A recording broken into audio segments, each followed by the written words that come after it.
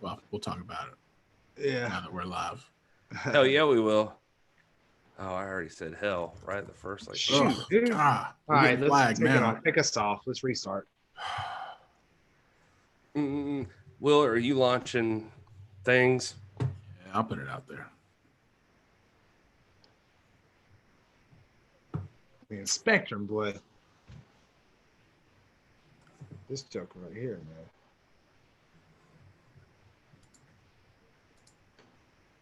Spectrum internet is crap.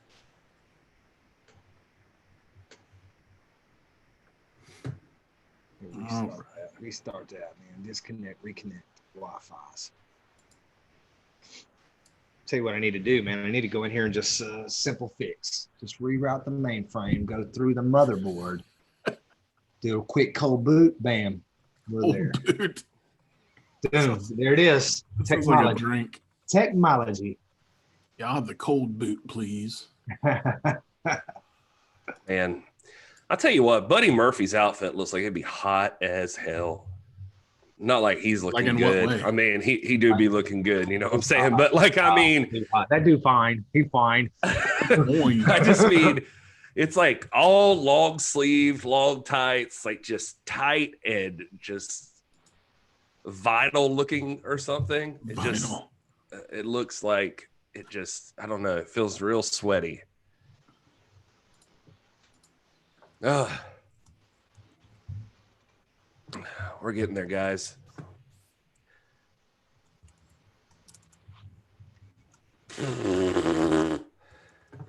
Front row's even here. Front row. I know you got SummerSlam on. We all do. We all got it on. We're all not me. Well, Rob doesn't. He's got the. I got it's it's 4-2 right now. Philadelphia's up. Bottom of the third though. Marcelo's in at the back. Number 20. Well, Freddie Freeman on update. Hey, what's up, that 90s wrestling podcast in the house? Yes, sir. Yes, sir. Bro. Great show, man. Great show. Great interview. With, excellent show. I'm telling you, man, I've heard probably every Nick Aldis interview, including the ones done by our friends up in the Putting You Over show last night. Fantastic also, but yours is one of the 2 or 3 best I've heard, man. It was very, very good. Things that we learned that we hadn't heard. Keep on doing them. I'm looking forward. I haven't watched the Nikita one yet. I saw it on my subscriptions, but I plan on watching that here next day or two. So. I'll tell you what, Dominic Mysterio, right? Like he looks like he's got the padding on his chest and everything. When Roman Reigns gets back, you ain't gonna be able to punch them in the chest. They just look like they cushioned AF. Hey, scoring update. Freddie Freeman just scored on an error. Scored a 3. Oh man, I seen something about Freeman rallying earlier. I heard that guy came out as a white supremacist. You hear that? Who? Freddie Freeman. No, you about Morgan Freeman, bro. I don't think he is. Not Freddie Freeman, Morgan Freeman. I heard Freddie Freeman. I heard like all alt-right people wear his jersey and everything now. Like it's just like Hold on, man. What are you talking about? What? I'm looking around here. I don't see no. Confirmed. Confirmed. Might as well change that to the old Confederate flag back there. Just the stars and bars. Get it on. It's what the Freebirds would do. Well, back to wrestling. Speaking of the Freebirds, this is Dominic Mysterio's first ever match that was confirmed this week. I wasn't sure about that, but I looked it up. So he hadn't even done anything on the Indies or anything. So how's that for a debut? SummerSlam in the Thunderdome in front of a bunch of screens. I was about to say in front of all those people. Hey, I wanted to say point out front row's like, did you guys see AEW last night? Was that on last night? That stuff's on Wednesday. Come on, front row. Yeah, man, that's a Wednesday night They show. do that on Wednesday. Anyway, He got his days mixed up. Oh, you silly goose. Front row is so silly. Good old front row. Always good for a joke. Oh, did y'all hear about Raven's comments? I did hear about that. Did hear about that. That was nuts. Got him. Oh man, I don't know. I was trying to get loaded up here so I could get started. I wasn't even sure about being here tonight, but Me neither. You guys make me feel good. You feel Listen. Row, Shane, James Lawrence, 90s Wrestling Podcast, Scooby, all of you. We were talking about it before, and we've all had our struggles this week. These are unprecedented times. I don't know if y'all seen that in the emails and stuff, but these are unprecedented times. And it'd just be easy to throw in the towel sometimes, but when it comes to getting with my buds, talking about wrestling, that's just not something I'm willing to throw the towel in on, y'all. Like that's like a staple of my week, Like I'll cut out like eating lunch before I cut out hanging out with you guys, and that's saying a lot. I love lunch. Food, water, air, and prize fighting, man. Yeah. Those are the four core essentials, the four elements. The four elements. And I hope everybody in the chat feels the same way. I hope they get the same value added to their lives that I do by getting to hang out with all of them every week. So Front Row's going to be in the Thunderdome tomorrow night on Raw. Congrats, Front Row. We were just talking about that. Got a lot of our friends appearing on big wrestling shows lately. Got Brianna Hackworth in the chat. She is one of my students, a Ridgeland Panther, a student at #NWA High. All right. So love you, Brianna. Glad you're joining us tonight. Miss you. She actually graduated last year. She's part of the graduating class of 2020 and is showing her love for her principal and for her National Wrestling Alliance. So welcome, Brianna. Welcome.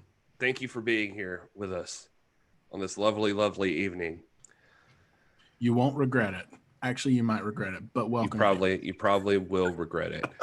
You're going to see a side of your former principal. No, she will not. No, she will not, Gary.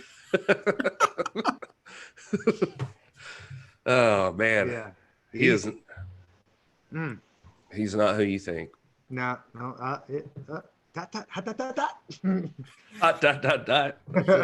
Rob is all things to all people. Exactly. Isn't that from the Bible? It's like it says somewhere in the scriptures, man. If you're everything to everybody, then you're nothing to nobody. It does not say that, but that is correct. It says somewhere that is one interpretation of the Bible, yes. Oh. Hey guys, if you can't tell already, we're just kind of taking it easy tonight. We almost didn't even do the show because SummerSlam's on and we figured nobody'd show up. So but it's good to see you all here. Then we remembered that everybody that hangs out with us doesn't care about SummerSlam. So we were like, well, let's do it anyways. Yeah, we're going to do it anyway. And I still have SummerSlam on anyway so that I can randomly make comments to people that aren't watching it about SummerSlam. Every once in a while, somebody might slip into the YouTube chat. Now, they're all probably with Wrestling Days. Let's be honest. They ain't watching us. Dominic Mysterio is losing. Who is that? Is that Ray's wife? Is that Rey Mysterio's wife? What? No, it's Adam Duvall, dude. Adam Duvall. What are you talking about? Ray? He's still watching the Braves game. Oh, I see what's going on. Yeah, I am not. If I was Seth Rollins, I would have picked different tights besides the Monday Night Messiah tights. Oh, that's his but it brings me to an excellent point that the 90s Wrestling Podcast threw up in the chat. He said, I threw out a question the other day. Who's the best NWA style wrestler to never wrestle in the NWA? My pick, Bret Hart. That's actually my pick too, buddy. We've actually had that conversation. And Bret Hart is 100% mine. He's actually my favorite wrestler of all time. And that is relevant because I'm talking about Seth Rollins, who is wearing pink and black tonight. Yeah, and question marks? Yeah, that is weird. I don't know why he's wearing question marks like he's the Riddler. Sometimes he'll knock it out of the park with his gear, and then other times you're just kind of like, what is that? What is he doing? Oh my God. But you know what? I mean, the real news tonight is we're expanding. I mean, we're expanding as in the hashtag NWA fam is expanding. Thunder Rosa has appeared somewhere else, but we'll talk about that in just a minute, I think. Definitely top of the list for discussion tonight. Or maybe we don't. Maybe we just tease. Oh, yeah. We don't want to give it away. Oh, God, please. Don't let us spoil anything for you. That would be awful. No one was even thinking that. Until we know that everyone has watched it, maybe we shouldn't talk about it. So thank God for the 90s Wrestling Podcast. He says those tights, Will, are a mock on Ray's Halloween Havoc 97 gear. Gotcha. Look at that. And now that he says that, I'm like, oh, yeah. Okay. Yeah. That's cool. That's I just automatically assume the worst about WWE. So I'm glad we've got people that can remind me that, you know, it's not all bad. Some of their stuff is deliberate. James Lawrence says, actually, he even emphasized it like that. Bret Hart did wrestle for the NWA back in the day. I was watching Mid-Atlantic Wrestling on the network, and he was a young enhancement talent for Ivan Koloff. Mm-hmm. How about that? Oh, Thunder's husband says, can we not talk about summer crap? You and Rob have been coming up with all of these different... Yeah. Slumber scam 20. Well, if you just came here for the Braves game updates, you just tune in to Rob. Right. He'll be giving you this. Hey, Rosa, I'll even throw the Astros updates in tonight too, man, for you. Oh, wow. What are you? ESPN? I like the Astros. Got nothing against them. No, Brianna says, I miss you. I miss you too, Brianna. Thank you.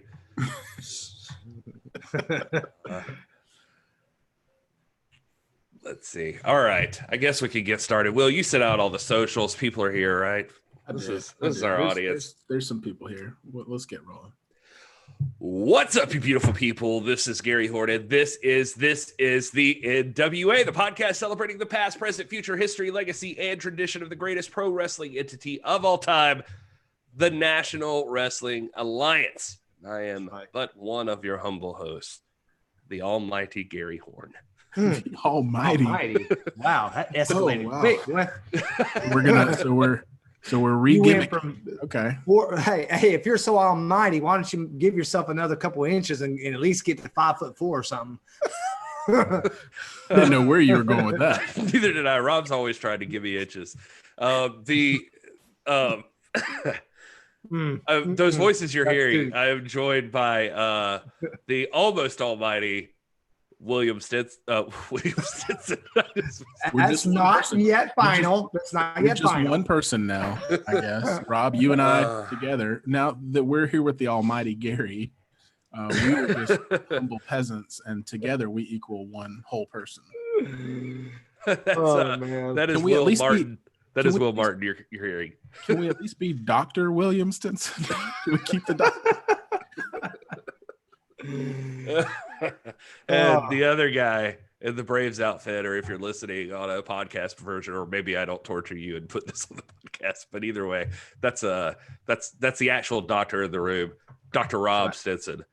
Rob's wearing his Halloween costume tonight. So what are you talking about? You're a Braves fan.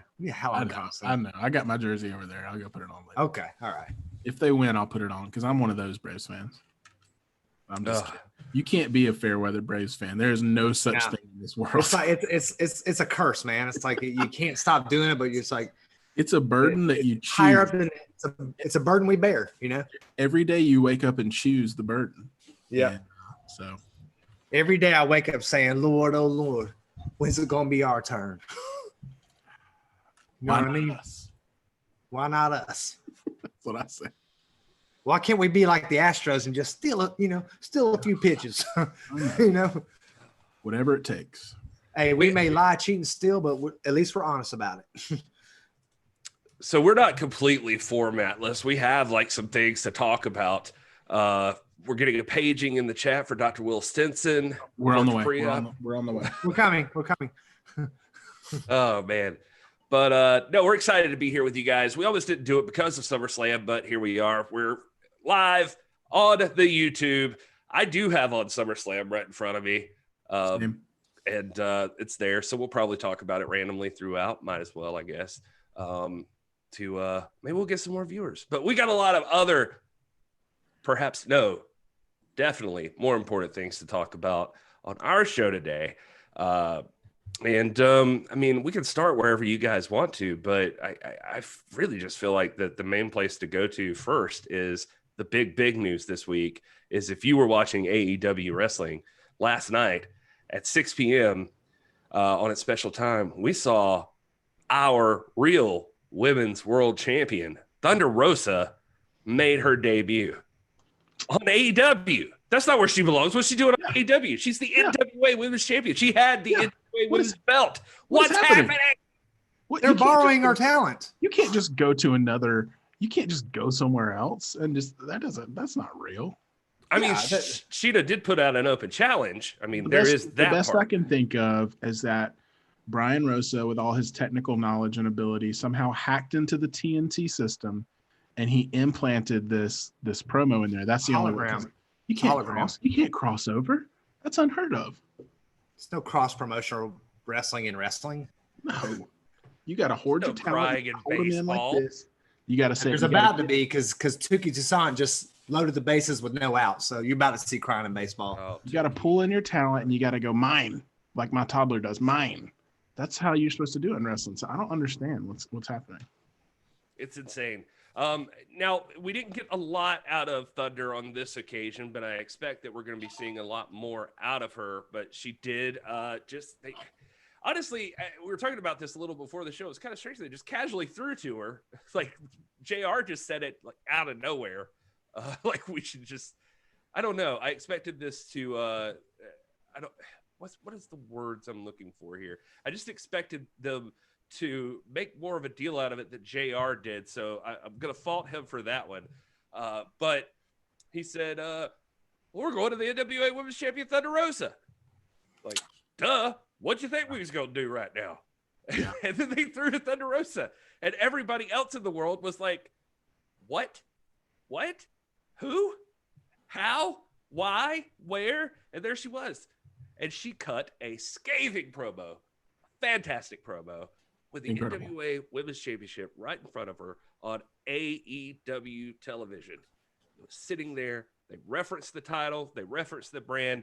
And, of course, Thunder Rosa front and center. All the focus was on her as she cut a fantastic promo calling out Hikaru Shida for the AEW Women's Championship at All Out.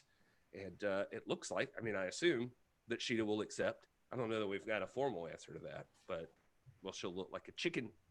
And you don't want to look like a chicken, right? Yeah. Mm-mm. Nope. It's a good point, Gary.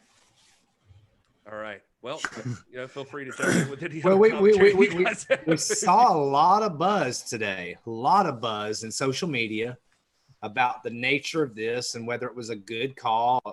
Does it diminish the NWA?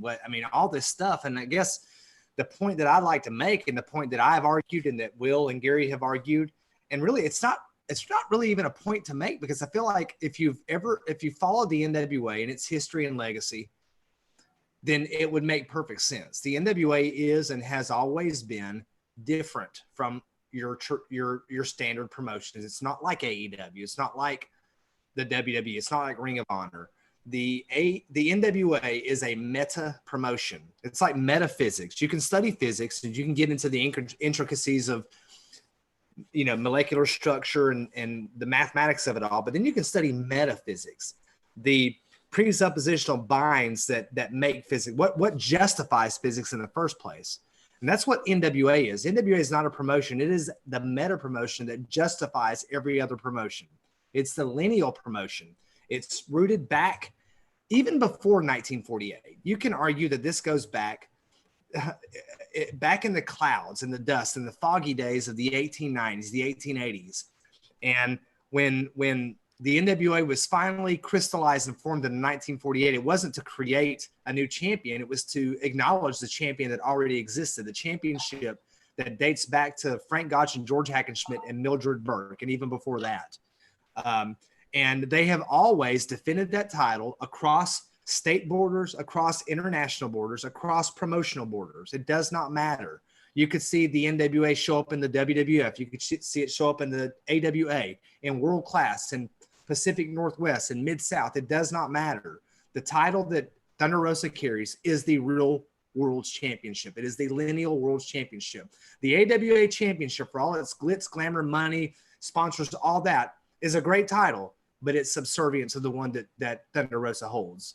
And so it's entirely appropriate for Thunder Rosa to show up, to take on any challenge, to take on any competition, anyone that would have her, she will appear and defend or challenge. And that's the nature of the NWA. We have to stop thinking of the NWA as a normal entity with a fixed roster that's just like any other promotion. It's just this little slice of, you got this one little column in PWI, just like Impact does and all that. It's not like that. The NWA is a meta promotion. It is the one promotion that governs and rules them all. That's my position. Yeah. And I mean, I don't want to belabor the point because we've had multiple discussions about this, but there is still a lot of debate and honestly, different opinions, and everybody can have their own opinion. We're not here to push an opinion. We're just here to share our own personal opinions. Doesn't mean that we think we're right about everything, but for me, I've said it and I'll keep saying it. I just like professional wrestling as a whole. And I think the NWA is the most pure form of traditional, historic professional wrestling, the stuff that I grew up on and the stuff that I prefer to watch.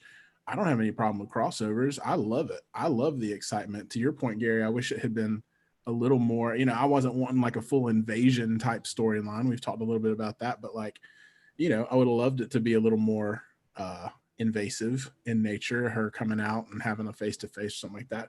But I mean, I popped for it nonetheless. I thought it was awesome. I mean, the reality of seeing the Burke, seeing that belt on national television, it brings it notoriety. It brings it some validity. And, I can understand, we've had a lot of discussions even in our Discord. I mean, if AEW is not your cup of tea, that's fine. It doesn't have to be. It's not necessarily my cup of tea either. I fast forwarded through a few of the matches last night when I was watching the replay, and, I don't feel bad about it. I don't feel like I missed anything. It's not my favorite promotion, but I mean, at the end of the day, seeing the real women's world champ on there is a good thing to me, from my point of view. That's right.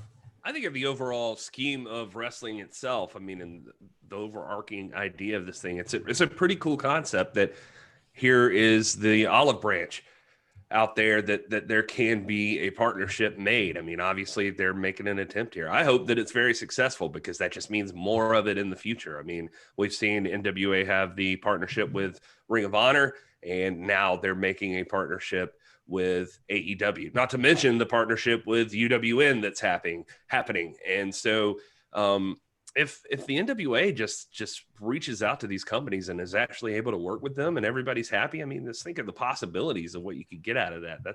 It's a really cool idea. And think of the possibilities if Thunder Rosa wins the AEW Women's Championship and brings it on to the NWA television. And it just feels like a step in the right direction for what we love, which is the old school territorial style professional wrestling, centered around NWA titles and things like that. This is a step in that direction, keeping in mind that for decades, we have not had this from mainstream wrestling. And now we have, again, I'm not pushing AEW on anybody. Nobody, you don't have to watch it. I'm not saying everyone should go watch it. I'm just saying that we have, two nationally televised mainstream quote unquote wrestling promotions right now. And only one of them is pushing the narrative. Hey, we'll play with other promotions. We'll bring in Brian Pillman Jr. We'll bring in Warhorse. We'll bring in Thunder Rosa, and we'll show people that wrestling is bigger than just the AEW. And there's a wide world of wrestling out there. WWE wouldn't even allow you to say NWA. Right. If you can I say, Gary, Will, too, that is like what WWE does, and I know they're big, they're the monolith, but what they do as far as like disacknowledging or ignoring the rest of the wrestling world, that is the aberration in wrestling history. The norm has been that we acknowledge each other. That is the norm and the standard. It's only Vince McMahon Jr. Even Vince McMahon Sr. would have, promotional inter championship matches between Bob Backlund and Rick Martel or whatnot, or even Ric Flair. It's Vince McMahon Jr. that invented this concept of, we're just going to pretend like the rest of the wrestling world doesn't exist, and the fans are idiots and they're never going to know. They're going to believe that we're the only ones. That is the aberration in history. What AEW is doing is completely natural. It's completely in keeping with the history of the NWA and the history of the territory system. It seems like, with the exception of the WWE, we are much closer to territory wrestling than we think we are. Yeah. And again, I don't want to belabor the point because the big news obviously is. I feel like you do want to belabor the point. I just like saying belabor. I learned that word this week. But I mean, I don't want to gloss over the fact that, man, this is, Thunder Rosa and obviously her husband, Brian, who's always hanging out here with us and graciously partaking in the chats. It's a big moment for her professionally. I mean, she has worked her ass off to create herself, get herself over. And she's done that more so than anyone that I can think of in wrestling in the last 10 years. And so it's a remarkable accomplishment for her.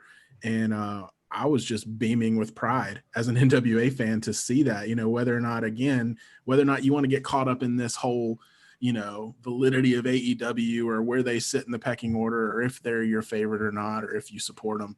The fact that, somebody who is carrying an NWA title, the highest women's title in the world, and is appearing on a nationally televised show that's got a lot of eyeballs on it and it's getting a lot of exposure. It's good for her. And it's good for the NWA. So, and not to belabor the point, but oh God, belabor away. But to see listen, man. I'm a Presbyterian. I love belabor. Nice, hey, word. to see that beautiful Burke belt with National Wrestling Alliance there on national television. I mean, how can you not be chilled by that? And again, I know. I'm not saying this just because Brian Rosa is in the chat, man. That's my friend, and Thunder Rosa is a friend of our show. I am honored to be associated with them, even if it's loosely. I mean, they are. Brian Rosa is faithful to us, but it doesn't have to do with us being faithful to them or not. They earned this. They are the hardest working couple in wrestling. Between Thunder Rosa and Brian Rosa, they are going out and making things happen in wrestling with Mission Pro. They're serving their community. They deserve this. And this is good for them. It's good for us. It's good for the NWA. It's good for AEW, quite frankly. This right now adds a needed boost to that women's division. And Thunder Rosa said it herself. She's here not for the AEW. She's here for herself to bring credibility to the women's division and to elevate all of women's wrestling. And it couldn't happen to better people than Brian and Thunder Rosa. Agreed. And I love the way, she ended the promo saying to the effect of, I'm here for the championship and nothing else. And, so no matter where you sit on the spectrum of, if you think she's going to go to AEW or not, and we're not even going to talk about that because that's all speculation and none of it really matters. But what I'm saying is, her dropping that kind of bottom line was just really cool because we talk about authenticity all the time, and that's authentic. She wants the title. That's why she's there. She's not worried about, the women's division. She's not worried about all that stuff. She's worked her ass off to get to where she's at, and she's coming for the title. So I like that. I thought that was a great touch. Yeah, and there were a lot of people, I saw like criticisms of like would Thunder Rosa go for that title, or does it belittle the Burke? But I just think seems natural to me that Thunder Rosa would be like, oh, hey, you want to call yourself a champion and you want to put out an open challenge and you don't expect me to show up? Like, that seems like what a champion would do. Like, she would just knock down the door and be like, all right, well, let's see what you got then. She's like, I don't have an AEW belt in my collection yet. I'm about to have one. There you go. She's got quite a collection. What if she wins? That's even a bigger thing. No, not even what if. When she wins, imagine how huge that's going to be. She beats Hikaru Shida. She's the AEW Women's Champion and the NWA Women's Champion. She is that far away from actually just like combining all the titles. Wouldn't that be awesome? That'd be fun. So have the Thunder Rosa crusade. Well, it would just be confirming what we already know, and that's that the NWA Women's World Championship is the Women's World Championship of professional wrestling. Yeah, and she's just out to prove that right now, so can't beat that. But, let us know your thoughts in the chat, in the comments, whatever. We'd love to know what you think about Thunder Rosa showing up on there. We've had some discussions already. Some people being cool, some people happy, some people sad, some people being asses. So, you just let us know. I don't know why I did that. I'm sorry. I don't either. When did you become like that out of the you podcast. become a bully? Listen, I just got finished telling everybody that all opinions matter and that it's okay. And, I thought Rob would be the one to come in and disagree with me on that, but no. Well, I think that what you said last week is that all opinions are right. I was like, I said all opinions are wrong. Even if you're right, yes. You're wrong. Yes. Oh boy. This week SummerSlam is coming to you live from Saudi Arabia, so that's good. We can have that conversation. You never know, man. I don't know where these people from the Thunderdome are. Yeah. I do see Brian Cervantes talking in the chat, hoping that they let Thunder Rosa come out to Into the Fire or Pantera. That would be awesome. I like the Pantera song. I liked it a lot. I love heavy metal, but that Into the Fire song was so, like, in my mind, like, that's synonymous with the NWA, at least with power, Yeah. I agree with that. Oh, all right. So I guess we'll move on in the news for right now. Just so everybody knows, just to keep you updated, Seth Rollins beat Dominic Mysterio. And I'm sorry, if you're listening to this, I just told you at the top of the show, we're watching SummerSlam. These are spoilers. They're not really spoilers because it's already happened. Oh, that's a good point. It's happening right now. If you're going to watch SummerSlam later, you may want to mute this because And if you don't care, then these are just FYIs. I'm also going to be giving Braves game spoilers too. So spoilers. I'm going to teach. Don't worry, everyone. I'm going to teach you guys. Toussaint and Ender Inciarte are horrible. They're horrible. I'm going to teach these two guys what a spoiler is before the next show. So I apologize to everyone. We just don't want to upset anybody. We just try to keep everybody as happy as we can. Or do we intentionally want to? That's something to think about. Yeah, that's true. Learning this week can't make everybody happy. So right. Some people are just gonna be sad. Oh my gosh, dude! Did y'all see that? Did you see that, Gary? What? No, I wasn't looking. So I was doing the sad thing. Somebody just changed their entire screen in the Thunderdome to Fire Velveteen Dream, and they were on like the second row live. Oh, nice. There it is. And there may have been more of that kind of stuff, but that was one of the big things people were talking about. How long until we see a big AEW logo or I hate Vince McMahon or something like that, like popping up. So there it was, Fire Velveteen Dream, front and center, while Bayley and Sasha are standing in the ring with their belts. That's bound to happen. I mean, at least it's no porno so far. So that we know of. I don't know. I might have missed it. Yeah, could be. Now here's interesting. I can see Asuka walking out to the ring, and you can't see the people. Yeah, so, the intros, they go full arena with all the screens for the intros, but they had cut to the fans a second ago, and that's where I saw that. So that'll probably be a meme out there in the Twitter world pretty soon. Somebody will have that circled, and that'll be going out. But you heard it here. Just remember, you heard it here first. You did hear it here first. Speaking of hearing it here first, I do see some questions about the NWA. Just keep in mind on September 15th, they're going to be launching UWN Primetime Live in their partnership together. The people asking for news. We've seen people dropping news in our commentary or our comments, about the pay-per-view and how much it was and yada, yada, yada. All of that is false. If you're seeing anything, I mean, it may end up being right, but there is no official news on that yet. We actually... According to who, Gary? I was about to say David Marquez. I was going to say I'm gonna go and throw it out there. I don't think he'll care that I'm saying this. We directly asked David Marquez, and what makes you think he would know? Yeah, I mean, just that he's kind of doing it. So I don't know. Fair. But I asked him to verify the pricing and that sort of stuff. And he said all of that information is incorrect. They have not released anything publicly. We should be hearing something this week.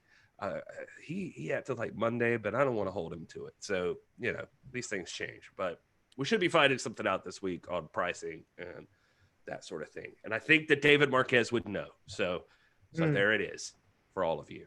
But we do, we can't wait to hear, because I am very interested in this. I mean, on how they're going to do it, if it's going to be like a weekly thing, or if Fight TV is going to have like a monthly subscription you can sign up for, or what the deal is. Will and J. Cal over at the Alliance blog had a great talk on Friday for the hot tag, just talking about what would move the needle for you. Right. You guys should drop that in the chat or in the comments. Let us know who would make the pay-per-view worth buying for you. That's an interesting conversation. We heard names like thrown out when we were having the talk before about like Jeff Cobb or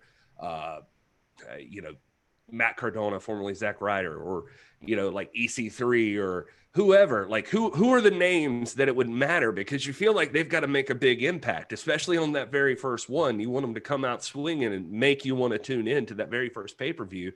Who's out there they can make a deal with? Is it possible that AEW is an option here? Because I mean, are those guys, Thunder Rosa's over there, is it possible somebody comes to her home and challenges her? I mean, it seems like it could be an open door. Marquez in all interviews acts like anybody is on the table that they can sign, that nobody's off limits to them. But where are you guys landed on this right now? Like, you feeling anything as far as pricing and that sort of thing? How's your overall feeling towards this partnership so far? I still feel great about it. And as you mentioned, you can go watch Jake and I have now done a couple of Friday hot tags talking about this. I think a couple weeks ago we did one about it. And then as you mentioned, this past Friday was about what would move the needle. And we were kind of focused more on the business aspect of like, and I know this isn't really typically NWA or UWN's thing, but now that we're talking about pay-per-view, you do have to think from a business standpoint of like, who can we have show up? Who can we book and get on the card that's going to bring in new eyeballs, right? New viewers, maybe people that, haven't watched NWA or UWN before. And so we were tossing out names, as you mentioned, like EC3 was at the top of, I think, both of our lists, because it has come out this week that he's not exclusive, apparently, with Impact, because he's on the Ring of Honor TV taping. Spoilers! Oh, sorry. Allegedly he's on another promotion. And so anyway, we're not bitter about it. But so with that in mind, it's like, okay, so if he's a possibility. We also talked obviously about Rusev. I mean, just the massive amount of respect we have for him and the way that he was underutilized and really mistreated by WWE. I'd love to see him there, and that would get probably sell pay-per-views. Absolutely. Top of my list is always Joe Henning. I want to see Joe Henning versus Nick Aldis so bad sometime soon. So if we can make that happen. But those were kind of some of the names that we were tossing out there. I think as far as pricing goes, we got to remember that these are promoters who understand what a price point is. They're, David Marquez certainly understands, and I can't believe that they're doing anything without him having a voice in this and that kind of thing. So I don't think it's going to be anything outrageous. I think it's going to be within a reasonable price point, probably a monthly subscription offer or a, per event offer. Again, we don't know this stuff, but I think it's going to be reasonable. As far as moving the needle goes, I think half the work's already done. I think there's enough, like I said in our private Discord the other day, I think there's enough international and interpromotional credibility and goodwill that Thunder Rosa and Nick Aldis have already built up, that just them being on it will be a needle mover. And then there are other names out there. I mean, you think about some legends. I think like maybe bringing in a Sting or something like that. EC3 certainly is a name that's high on my list. Rusev, we have the utmost respect for him. But, you know, and then there's others. I mean, you know, when we're asking the question, we got in a debate in the Discord about, is Cobb the guy to do Cobb versus Aldis, or, you know, Penelope Ford versus Thunder Rosa? Are those the names that are going to move the needle? And I'm like, it doesn't really, you fill in the blank. If you got Thunder Rosa or Nick Aldis, the other side of the blank will help. But I think the key is those two. Nick Aldis and Thunder Rosa are key to making this a success, and they're already needle movers. It is true. I think that they definitely have some pull there. I mean, obviously, there's a following for already some of the United Wrestling Network wrestlers as well. People are going to be expecting to see those, so don't discount the power of some of Marquez's talent that he already has on there. Folks like Heather Monroe and Watts, and I mean, Royce Isaacs bounces around in there, and just they've got a ton of people themselves. So there's plenty of people to look forward to. Those interactions are going to be exciting as well. And I think it's going to be a good opportunity to see these people interact and prove themselves as a draw on their own. There's plenty of matches to be had without anybody new coming in. But it is fun to speculate sometimes and just talk about like who could possibly be there. For me, though, I think I did land on Rusev right now, feeling like the only free agent that would be like an explosion in the mainstream news, like wrestling news, like just, wow, cannot believe they got this. Well, and then the one that came up, I actually didn't have it in my mind until Jay Cal and I were talking, is the payoff of this FTR versus Eli and James Storm for the NWA titles. They've had some podcast beef going back and forth and some social media stuff. Man, that would be talking about moving the needle, but yet still being in line with what they're going for, that old school smash mouth prize fight feel wrestling. That would be right in line. Can you imagine FTR and Eli and James for the NWA tag titles? I mean, that would be stellar. Yeah, it is interesting that they're having those talks back and forth.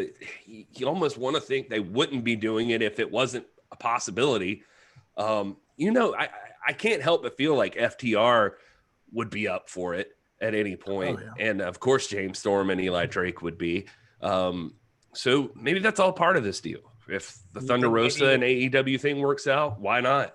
Let's play around with some more. And Carl Anderson just did an independent show in Atlanta yesterday. Yeah. And even though they're doing that Impact thing, I mean, these guys are guys that are free. And I think Luke Gallows is an immediate Impact player that could move the needle. He's a big guy, and who wouldn't want to see Luke Gallows and Nick Aldis, former friends, Bullet Club guys, go at it, you know? And J Cal was talking about, you know, Carl Anderson. I mean, he's a Marquez guy. I mean, he came up with Marquez and was brought into the business by Dave Marquez. So I'm sure they still have a great working relationship, and so that would be another big name that people would recognize. I mean, Carl Anderson can go, man. That joker can go.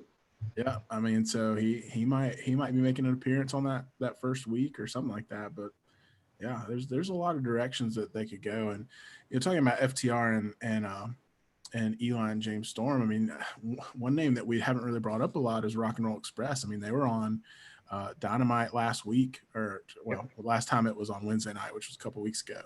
And as we know, they can still go. They're recently NWA tag champs still.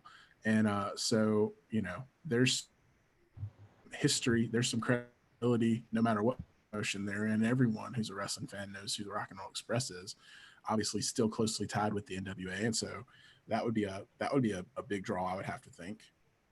And I think too, a couple things. One, I think that United had, you got to think like, what is their goal here? Like, what are their expectations? What is their definition of success? Obviously, they're not going to come out with this first show and you know, do AEW and WWE numbers. That might be in the long-term plan, but you've got to be, you know, you got to be realistic with your expectations about what's going on here. But if you catch it in terms of those expectations, I just feel like this is an opportunity for Thunder Rosa and Nick Aldis to make a lot of stars. Like Eddie Kingston always says, I'm making stars.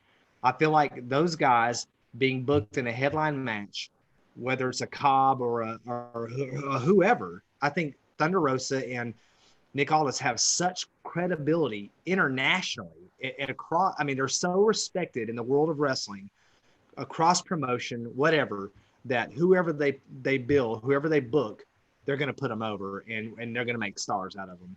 So the key needle movers are already here. Thunder Rosa and Nick Aldis.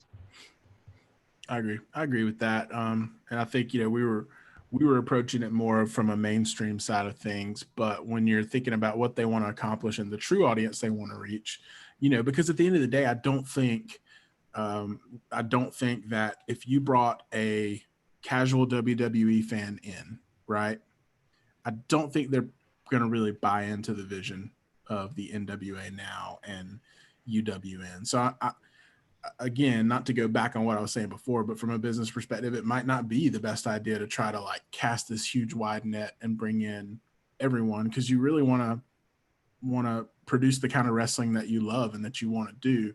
And that's going to bring a specific audience that are probably more similar to the three of us than the casual WWE fan that watches for Brock Lesnar. They're probably not going to get the same thing out of it.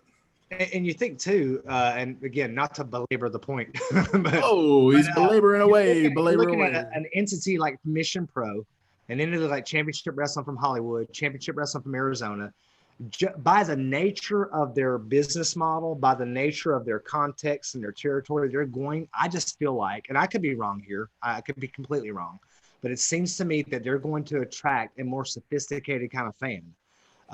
You're not going to tune on into TNT. You're not going to have an 8-year-old tune in because he likes bells and whistles and pyro.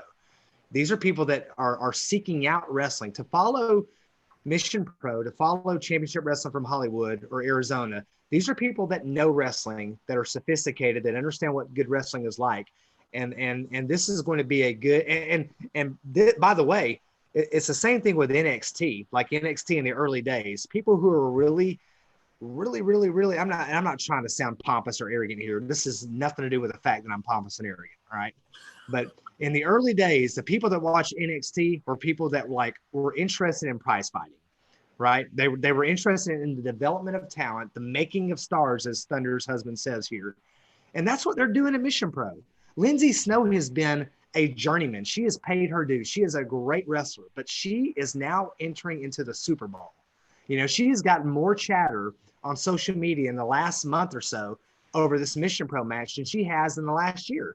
And that's not anything to do with her. It's just the fact that now, because of what Thunder Rosa has done, she has given Lindsay Snow this stage, and Lindsay Snow has earned it. She's capable of it. Don't get me wrong. This is not a guaranteed win for Thunder Rosa. Lindsay Snow could win this belt, and my girl is Thunder Rosa. I'm just saying. This is what they do. This is what these promotions like this does. So I'm thinking like the United Wrestling deal. We don't have to think about a Rusev, and which would be great. We don't have to think about an EC3. We have to think about the stars that they're going to make, because as long as Thunder Rosa is there and as long as Nick Aldis is there making appearances, defending the belt, stars are going to emerge.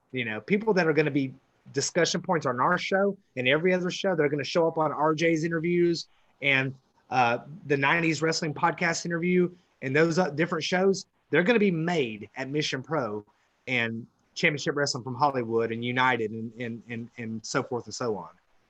Rob, what are you talking about right now? What is this thing you're discussing? Talking about baseball. You're talking about baseball. No, I'm curious because I was caught up in seeing Asuka just tap out Sasha Banks with the chicken wing, and she just won the Raw Women's Championship, I believe. Gary, Rob was just belaboring the point that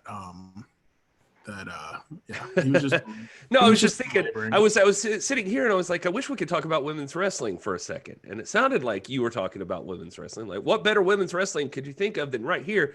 Because have you told anybody about Mission Pro? Mission Pro, man, I'm gonna tell you, Mission Pro is a godsend. It is. Gosh, man, I wish Brian Russell would just come in and join us, man, in the Zoom and talk about it, because I don't want to sound like I'm pandering, because I'm not. Brian is a friend of our show and we talk in this and that, but Mission Pro is phenomenal. This is an all women's promotion run from top to bottom by women who respect each other, who know their craft, and who do it better than anybody else. The greatest amalgamation. Is that a word? Oh, it is a word. I'm a doctor. I know it's a word. Oh, yeah, I was going to ask you. The greatest conglomeration, confederation of women's wrestlers in the world are coming together. I can't say Confederate on the show. No, sorry. That The greatest association of women's wrestlers in the world are coming together in mid-September in Buda, Texas. And this guy is going to be there to see Thunder Rosa take on Lindsay Snow, who has earned this shot. She's worthy of this shot. She's benefiting from this shot. Thunder Rosa is making her, putting her over by doing this. But all that being said, Lindsay Snow is worthy, and she could walk out with the belt that night. I think Thunder Rosa is the greatest, maybe pound for pound wrestler in the world right now, but Lindsay Snow's right up there. And on any given night, just like in college football, just like in the game of baseball, on any given night, somebody could have a less than good day, and another person could have a really stellar day. But this is the Super Bowl. I can't wait to see it. I'm going to be there.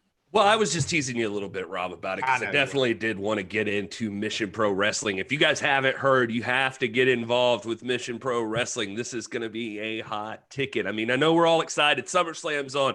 You got the UWN and NWA promotion coming up, UWN Primetime Live. But on September 18th, 2020, that's a Friday, Mission Pro Wrestling is putting on Hell Hath No Fury. And we expect you all to be watching it with us because we're super stoked for it. Rob's actually just going to the thing. Obviously, some of us can't get to Texas, and it's troublesome. But some of us just don't want to wear a mask. I'm just kidding. I wear your mask. That was a bad joke. Actually, at Mission Pro, you must wear a mask. They're doing it correctly. It's if you're squeamish about social distancing and COVID-19, that Mission Pro is doing it right. There's limited seating. Social distancing is in effect. Masks are required. So they're doing it appropriately. And this will be a safe event. It'll be a fun event. It'll be, most importantly, it'll be a significant event. And, history is going to be made that night. Absolutely. You can watch this thing. If you can't be there live, you can watch this thing on the Title Match Network. You can sign up for that, and you can view this whole event. You're going to see matches like Vert Vixen and Jenna Lynn versus Promise Braxton and Killa Kate. You're going to see Roxy versus Jenna Van Muscles, Alex Garcia versus Avery Taylor, Maddie Rinkowski versus Baby D, Elena Black versus Rachel Rose. La Rosa Negra is going to be taking on All Elite Wrestling's Big Swole. Big Swole going to be there. Here, you're talking about AEW and NWA crossovers. Big Swole's on this show. And, of course, the match that Rob's going on and on about here is the American Kaiju. Lindsay Snow is competing for the NWA Women's World Championship when she takes on La Mera Mera, Thunder Rosa in the main event. This is a stacked card. And like Rob said, all women from top to bottom. This thing is run by them, and this is going to be incredible. Also, Holodead. I should mention Holodead. I'm not seeing her on the card, but she's going to be there. We've got on good authority, Brian Rosa in the chat, that Holodead will at least be there on commentary, so you're going to get to see her. The Twisted Sisters will be in effect. So you guys, make sure you do. If you want to support new wrestling, you want to support wrestling that's worth your time and worth your money, this is it.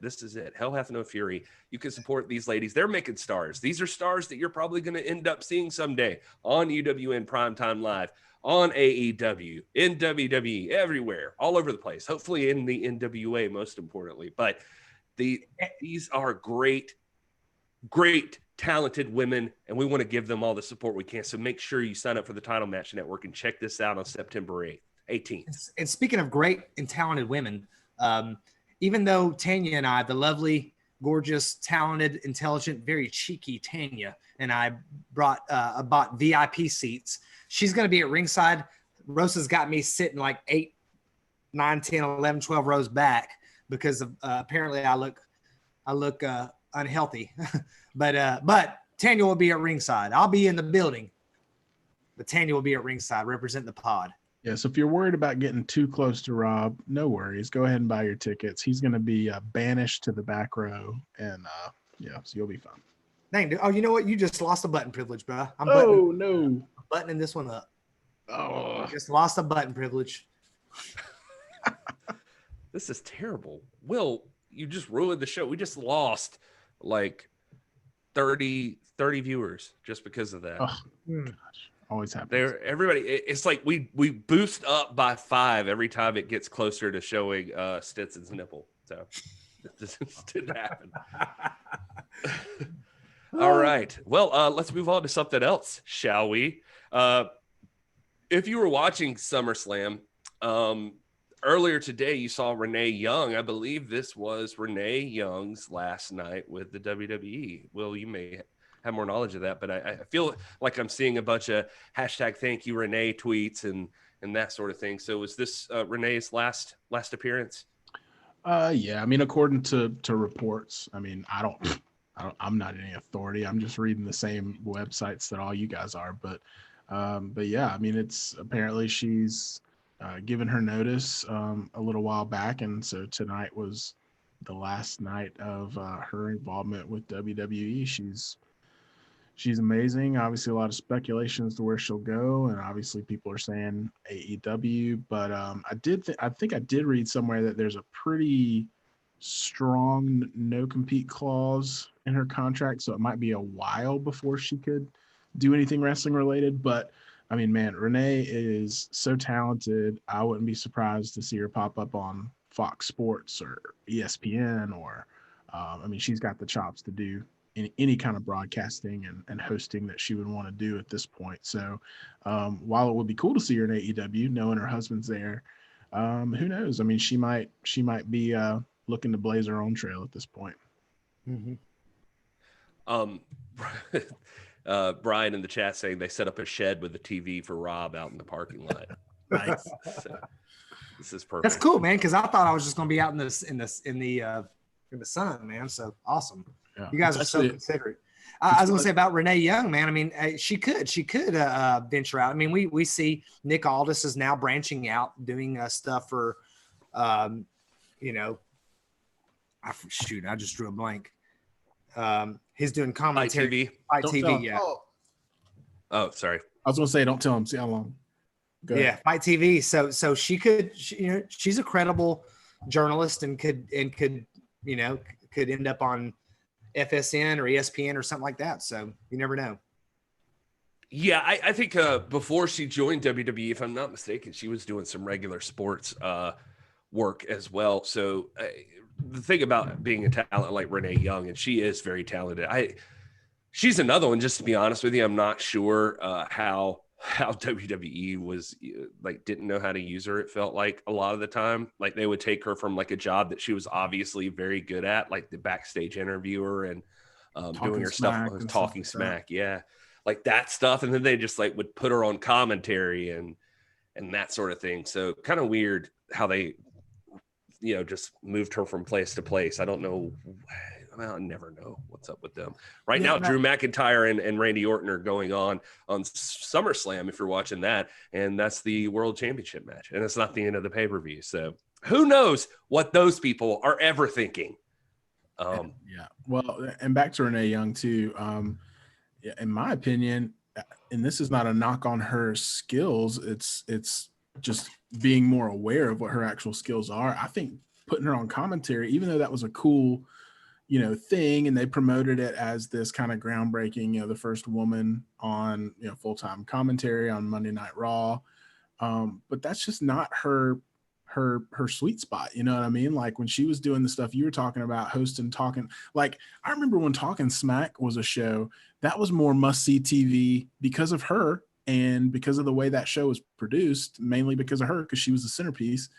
It was more must-see TV than SmackDown itself. I mean, you could miss SmackDown, but you still wanted to watch Talking Smack because it was always really eventful, and she did a great job. And that she was on WWE Backstage that was on FS1 and just didn't really get the traction, and then pandemic hit and that kind of went south. But I mean, she seems to me like someone who knows her value. I think she actually said that in like a Instagram story when all this came out. She's like, hey, I know my value.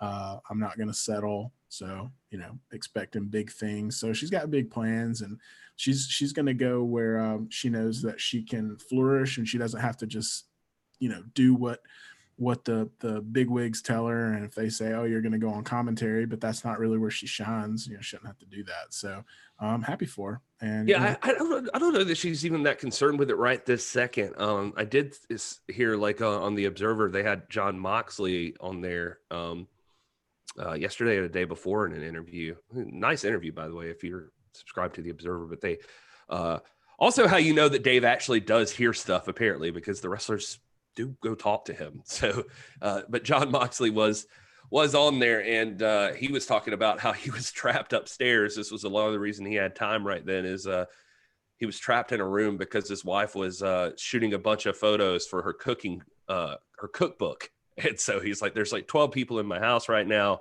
and they're just taking a bunch of pictures. There's a crap ton of food that I keep getting yelled at when I try to touch. And he's like, so now they've just sent me to this room. So I'm just sitting in here.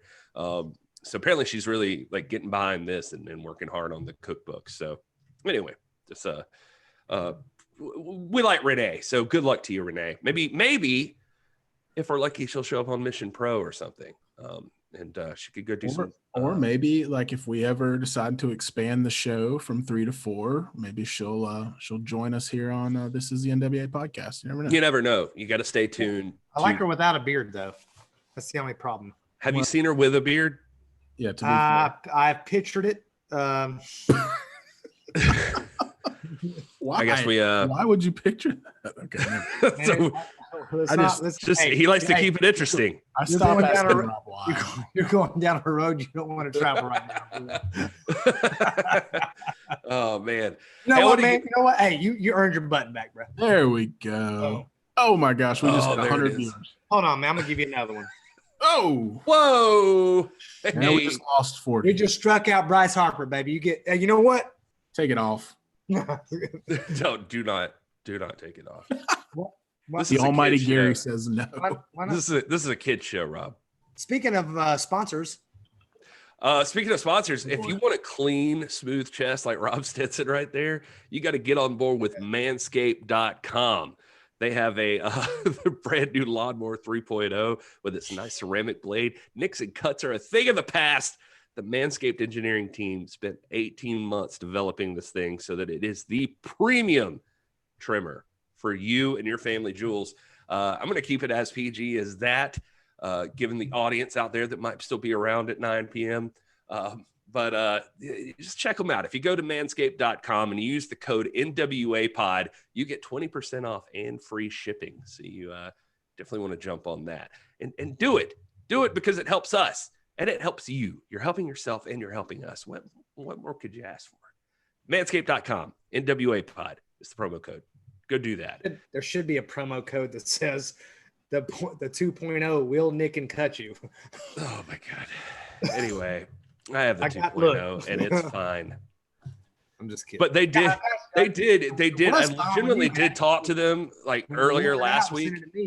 And they were like, we could send some more product out if you guys are interested in doing some giveaways or something. I was like, no, I kind of want to give the 3.0 to Rob. Yeah. The 3.0 to Rob, so he'll shut up. But I'll try it out. I'll send my 2.0 over to J-Cal. Well, he already ordered one.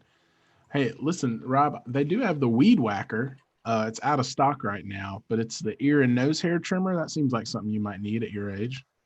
Whoa. I'm just saying. I'm trying to be a good friend.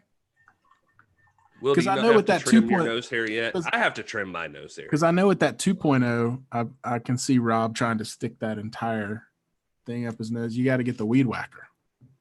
Man, look at this nose. Look at this Greek nose right here, man. You ain't gonna get no 2.0 of this nose. No, he's not talking about man. Hey, don't put the lawnmower up your nose, especially if you've used it for its rightful purpose. Look at this profile. Put it up. Look at his profile for a second. Okay. Was I supposed to see something? You're supposed to see this. There it is. Profile. We're hemorrhaging viewers, Rob. I'll say this though, they also have breath mints. Did you guys know that? I was just looking at their website to stay as informed as I can about the people who support our show. They have breath mints. Mm-hmm. So maybe you don't need any trimmers, but you need some breath mints. Go get the Manscaped breath mints. That seems like something you should have.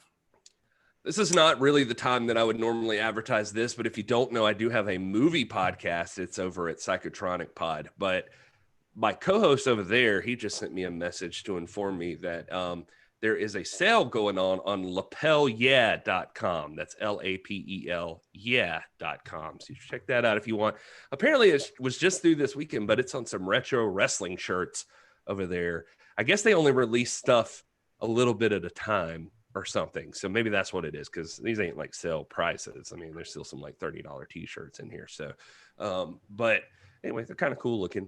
Just throwing this out there because we look out for you guys to check out lapelyeah.com. They're not a sponsor or anything. I'm just saying, there you go. And Front Row, yes, it has maybe a few giveaways for diehard viewers. Maybe Front Row. We'll see what they send us. And if you like t-shirts, we're just going to do all the transitions and hit all our stuff. But there is an official This Is the NWA Podcast online store at thenwapod.com. And I've been teasing it for a few weeks. I'm going to continue to tease it until it's a reality. But we will have some new merch coming out. But if you don't already have, Gary's got one on right now, your This Is the NWA Podcast t-shirt, or we have exclusive, well, those are exclusive too, but hashtag NWA fam t-shirts that you might have seen sported by, let's see, Nick Aldis, the Real World's Champion, the Real Women's Champion, Thunder Rosa, and her husband, Brian Rosa. You've seen the mugs out on the internet. A lot of people have them. And so that's where you get them, the NWApod.com, and reasonable prices, pretty good shipping. And yeah, get your stuff. Go over there, head over there and check it out. I just want to say that Drew McIntyre he's a beast, man. That guy's so buff.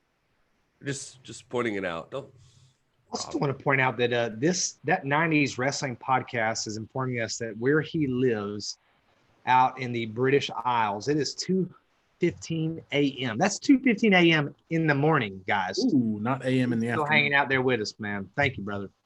Yeah, thank you for being here. He's watching SummerSlam too. You know he is. That's what Aldis always talks about, having to stay up real late some of the times when like WWF pay-per-views were on or something. So anyway, really good point of James H. Jackson Jr. I'd like to point out in the chat. He says, I'd love to see Tom Tonga and Kenta on the UWN pay-per-view, since they are stuck in the USA for a bit longer and they're doing New Japan Strong shows every Friday. Great point. Great point.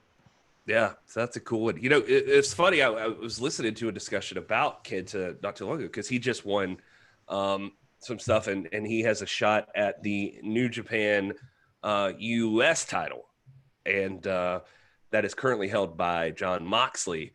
What's he called over there? The Death Rider, I think it is. And anyway, but the discussion was more about like what's going to happen with that, because like they can't go to Japan. Neither one of them can be in Japan. And supposedly, you know, unless something gets worked out, John Moxley can't defend it here in the States. So because he's strictly with AEW, but maybe they can work something out. Anyway, that's that. Rocky Romero is apparently in the LA area right now, according to Scooby as well. All right, let's get to some more news while we're just sitting here. Randy Orton and Drew McIntyre are just battling back and forth. Randy Orton scraping Drew McIntyre's face with his boot. I think that's what he was going for. I'll give him this. This is like a hoss battle in there right now. Those two guys are big boys. I love it when it gets really quiet and I can hear myself think. Trying to give you some space. Rob touched on this just for a minute though, but I don't think we've officially said it, but we do want to give a shout out and congrats to the champ for his new position at Fight TV as special correspondent. Not a lot of details yet on what that entails, but the actual announcement came with Nick saying he's very excited about the opportunity to work with Fight TV as special correspondent. I've enjoyed every chance to be a broadcaster that I've had thus far, and now I'm pumped to get to expand my horizons, covering boxing, MMA, other sports, and of course, pro wrestling. So the fight announcement just essentially says the same thing. They're proud to announce Nick Aldis is a special correspondent for the global digital brand. Nick Aldis, businessman, professional wrestler, will add an additional title to his resume. Special correspondent. More details to come. So congrats, Nick. We don't really know exactly what that means. I mean, I assume it's just that it sounds like maybe he's going to go on location and just be a roving reporter, possibly just broadcasting from these events and that sort of thing. And I think this also is a somewhat of an acknowledgement that his craft and his profession is on the same tier as any other prize fighting profession in MMA or boxing or what have you. You know, you're bringing in a professional who's at the pinnacle of what he does. He's the best in the world at what he does, going in to provide insight and commentary on others doing what they do in their particular prize fighting sports. So I think it's a great thing. And this, again, it just validates what the three of us have been saying all along. This is prize fighting. Exactly right. I mean, I still go back to if you check out 90s Wrestling Podcast, their interview with Nick Aldis. I mean, he talks about one of the first conversations that he had with Billy when, or actually with Lagana, when Lagana initially called him. He said, well, what would you want out of wrestling? And he says, well, look, I mean, my big thing is I just bought 2 boxing pay-per-views, and I'm not even like some huge boxing fan, but I just bought 2 back-to-back. I think it was the Canelo fight and Mayweather and McGregor. And he's like, I just bought those, and it was strictly based on the storyline that was presented to me. And both presented totally different from the other. And he said, but they both sold me and made me buy those pay-per-views for boxing. And he's like, that's what I feel like we should be. The HBO prime time. Like, let's put on big fights. Let's put on prize fights that make people want to tune in and see some matches. And we are 100% behind that. That's what it feels like. I mean, that's why I think Mission Pro Wrestling is going to throw up the American Kaiju versus La Mera Mera. I mean, that feels like a prize fight. That feels like a real battle. These are 2 heavily trained MMA fighting, hardcore professional wrestlers, just badass women going head to head. That alone sells the pay-per-view for us immediately. I think all 3 of us feel the same way about that one. The rest is just bonus. This is icing on the cake. We want to see Thunder Rosa versus Lindsay Snow. Yeah, absolutely. And I mean, you know, I'm excited for Nick too. Same thing we were talking about earlier. You know, I can't imagine he won't always be introduced as the NWA champion or, you know, something with the NWA name tied to it, probably wearing his 10 pounds gold pin and stuff like that. So it's just great exposure for the NWA, but also just like you guys said, it's tying that line between, you know, if he's given commentary or live reporting on, you know, a boxing prize fight, it's drawing that direct line between, hey, that's the same thing we do over here in professional wrestling. It's the same mentality. It's the same draw. It's the same crowd. And so, you know, it's a great potential to pull some eyes from that maybe they're disenfranchised with professional wrestling because of the WWE and things like that. But maybe they'll see him and they'll say, oh, let me check that out. And then they realize, oh, now I can get into this. So it'll be good exposure and stoked for him. And can't wait to see him start popping up on Fight TV at different events. Other news that came out of the wrestling world this week. It's been a pretty steady week of stuff, but AEW did announce that on August 27th, they're going to be throwing tickets on sale for people. Well, actually, the tickets already went on sale. They went on sale on Friday, I think, for the August 27th show. So that was kind of cool. They're actually allowing fans, but they have like a physically distanced setup. Even cooler still, and I know I'm going to get crapped on if I talk too nicely about AEW, and I feel like we've been doing it today.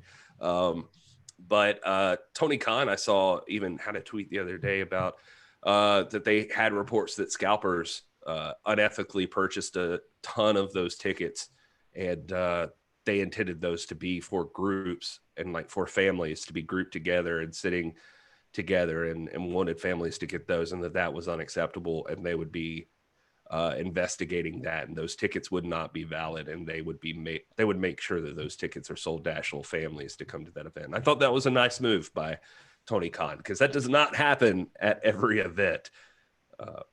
just FYI. But I mean, still, they're going to be like 15% capacity, but it's cool that they're trying to at least make the offer and also trying to stand behind the offer that the little bit that they can do, they want to make sure that people who actually want to be there and enjoy the event have a fair shake at getting there.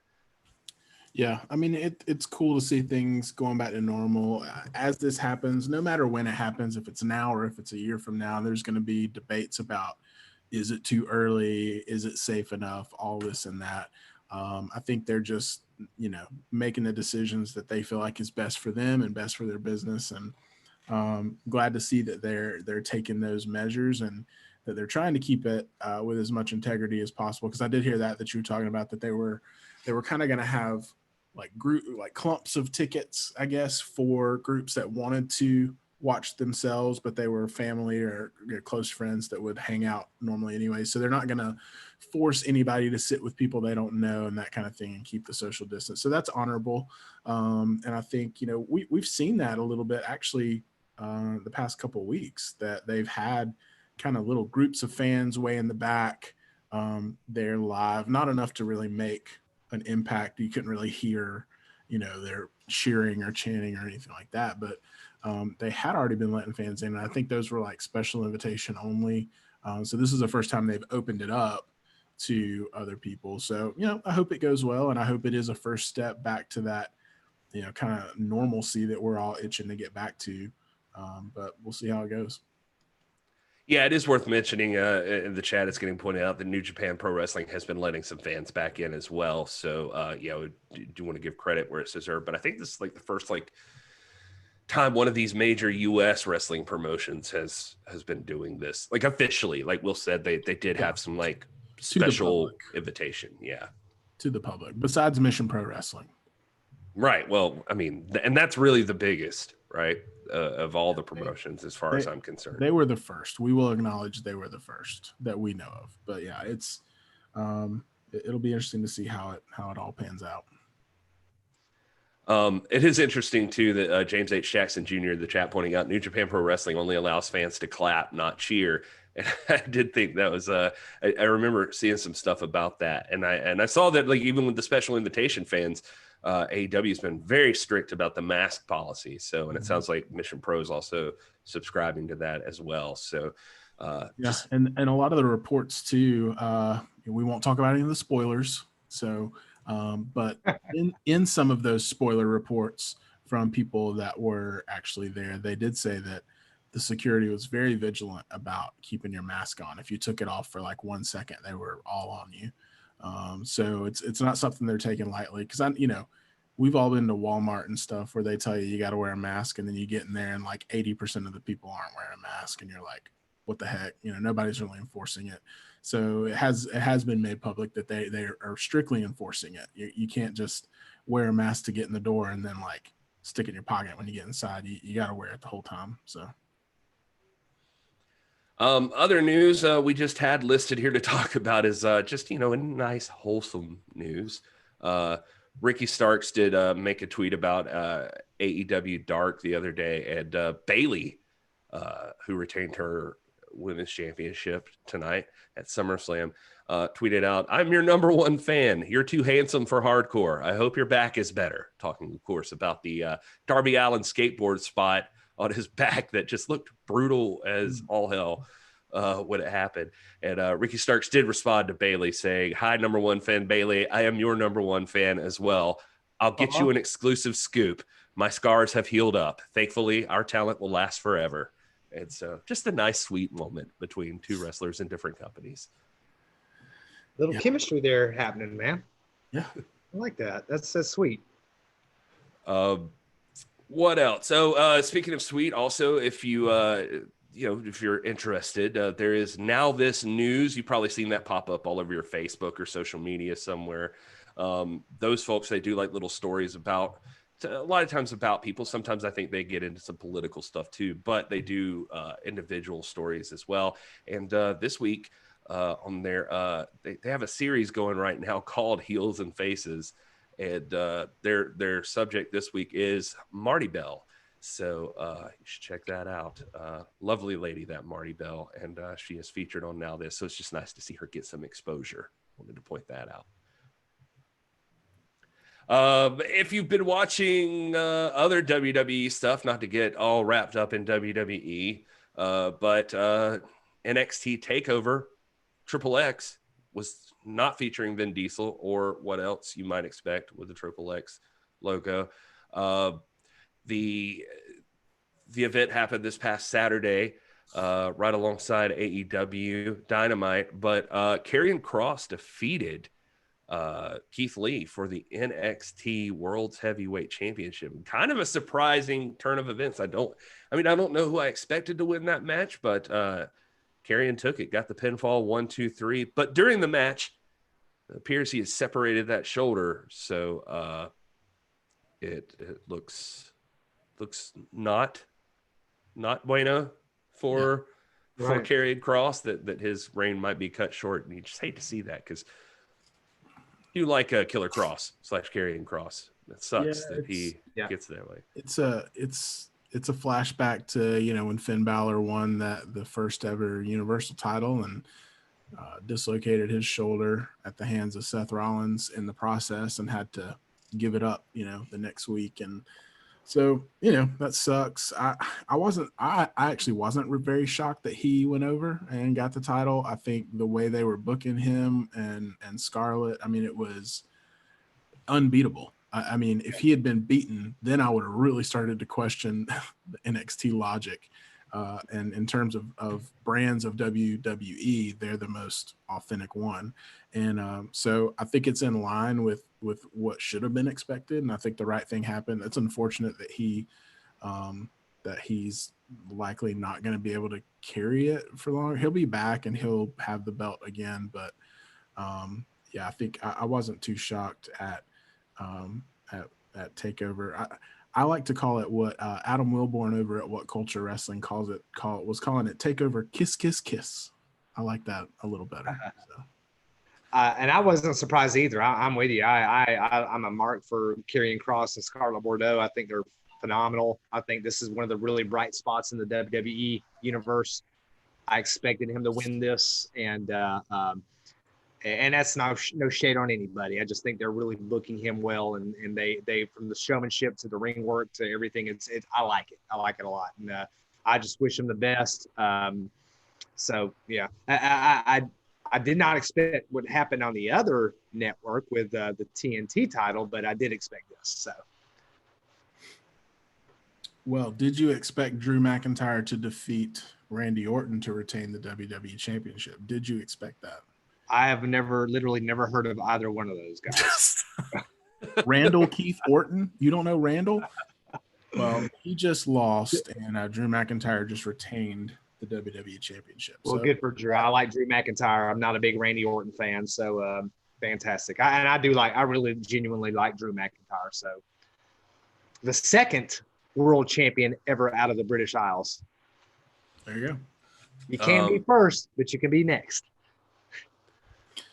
Yeah, it looks like just an update. I was trying to look for any updated information, but as of today, Pro Wrestling Insider did report that WWE has officially stated that Karrion Kross did suffer a separated acromioclavicular joint on his right shoulder, and he'll be undergoing an MRI tomorrow to determine the extent of that damage.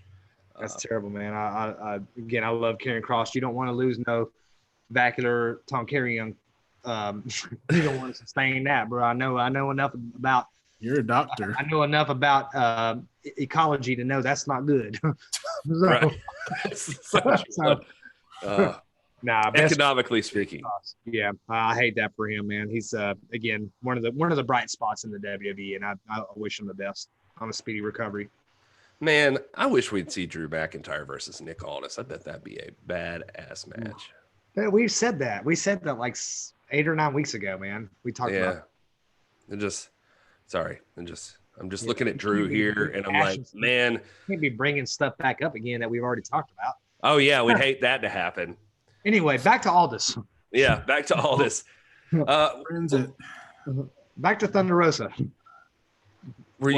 Talking about Takeover, I did want to hit on what you guys thought about Pat McAfee and Adam Cole. We covered that the whole podcast thing that went down, which now we obviously know was a work and was a lead into this match that happened last night. But did you guys catch that? Have any thoughts about that?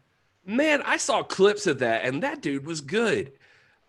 He was genuinely really, really good. And I mean, not like, he was a Kurt Angle or anything rolling in there on his first day, but I mean, he was actually genuinely very talented. And I know he's a top level athlete just in general. So he should be able to pick up stuff. But what's the story with him? I heard, I know it doesn't get popular when I bring these guys up, but Brian Alvarez and Dave Meltzer talking about him on the recap of that show. And Alvarez saying that his only thought about it was that they completely told that story wrong. Like that they acted like Pat McAfee was coming in out of nowhere and is like, well, I'm going to train to wrestle and I'm going to fight you. And he's like, and the real story is better. The real story is that he was like drunk one night and ordered a wrestling ring. And then he put it in the backyard and they built it. And he actually started having people come out. He trained with like Rip Rogers and a bunch of other folks, like anybody he could would come out there to his wrestling ring. And he has been working with them. So he is not like, for all intents and purposes, he is not green. Like he's been in the ring and wrestled around with people before. There's been pros that have come in and out of there wrestling Pat McAfee in his backyard at his wrestling ring. And so that showed on this show, the guy has some skill. And so Alvarez's point was just like, why would you say that? Why would you just say that exact story? Like that you would, this guy has bought a wrestling ring and he's been practicing. He's been interested in wrestling. He's loved wrestling. He wanted to learn how to do it, and he's been training. And he's like, and now here's the perfect opportunity, Cole. You're talking all this trash. I'm going to show you what I've learned, and I'm going to take it to you on Saturday. And that would have been a better story. But anyway, interestingly enough. Yeah. Well, not to change the subject really quick, I'll go back to my thoughts on this. But because WWE can't keep a secret apparently or leave anything for chance or for surprise, they did just run a promo that Keith Lee will be on Raw tomorrow night. Oh, see, that was the other thing I was going to talk to you about is I was wondering, like, what do you think the story is with Keith Lee? Because it's weird that he dropped the title so early, but at the same time, it's like that guy's too hot to leave. There you go. Less than 24 hours after he drops the belt, they're letting you know why he's coming to Raw. So that'll be great. I love Keith Lee, and hopefully he'll, and I hate to sound like the always wrestling cynic when it comes to WWE, but there's just not a lot of success stories about guys coming over. We talk about Shinsuke a lot, who had a prolific run as NXT champ, and look at him now, like totally underutilized.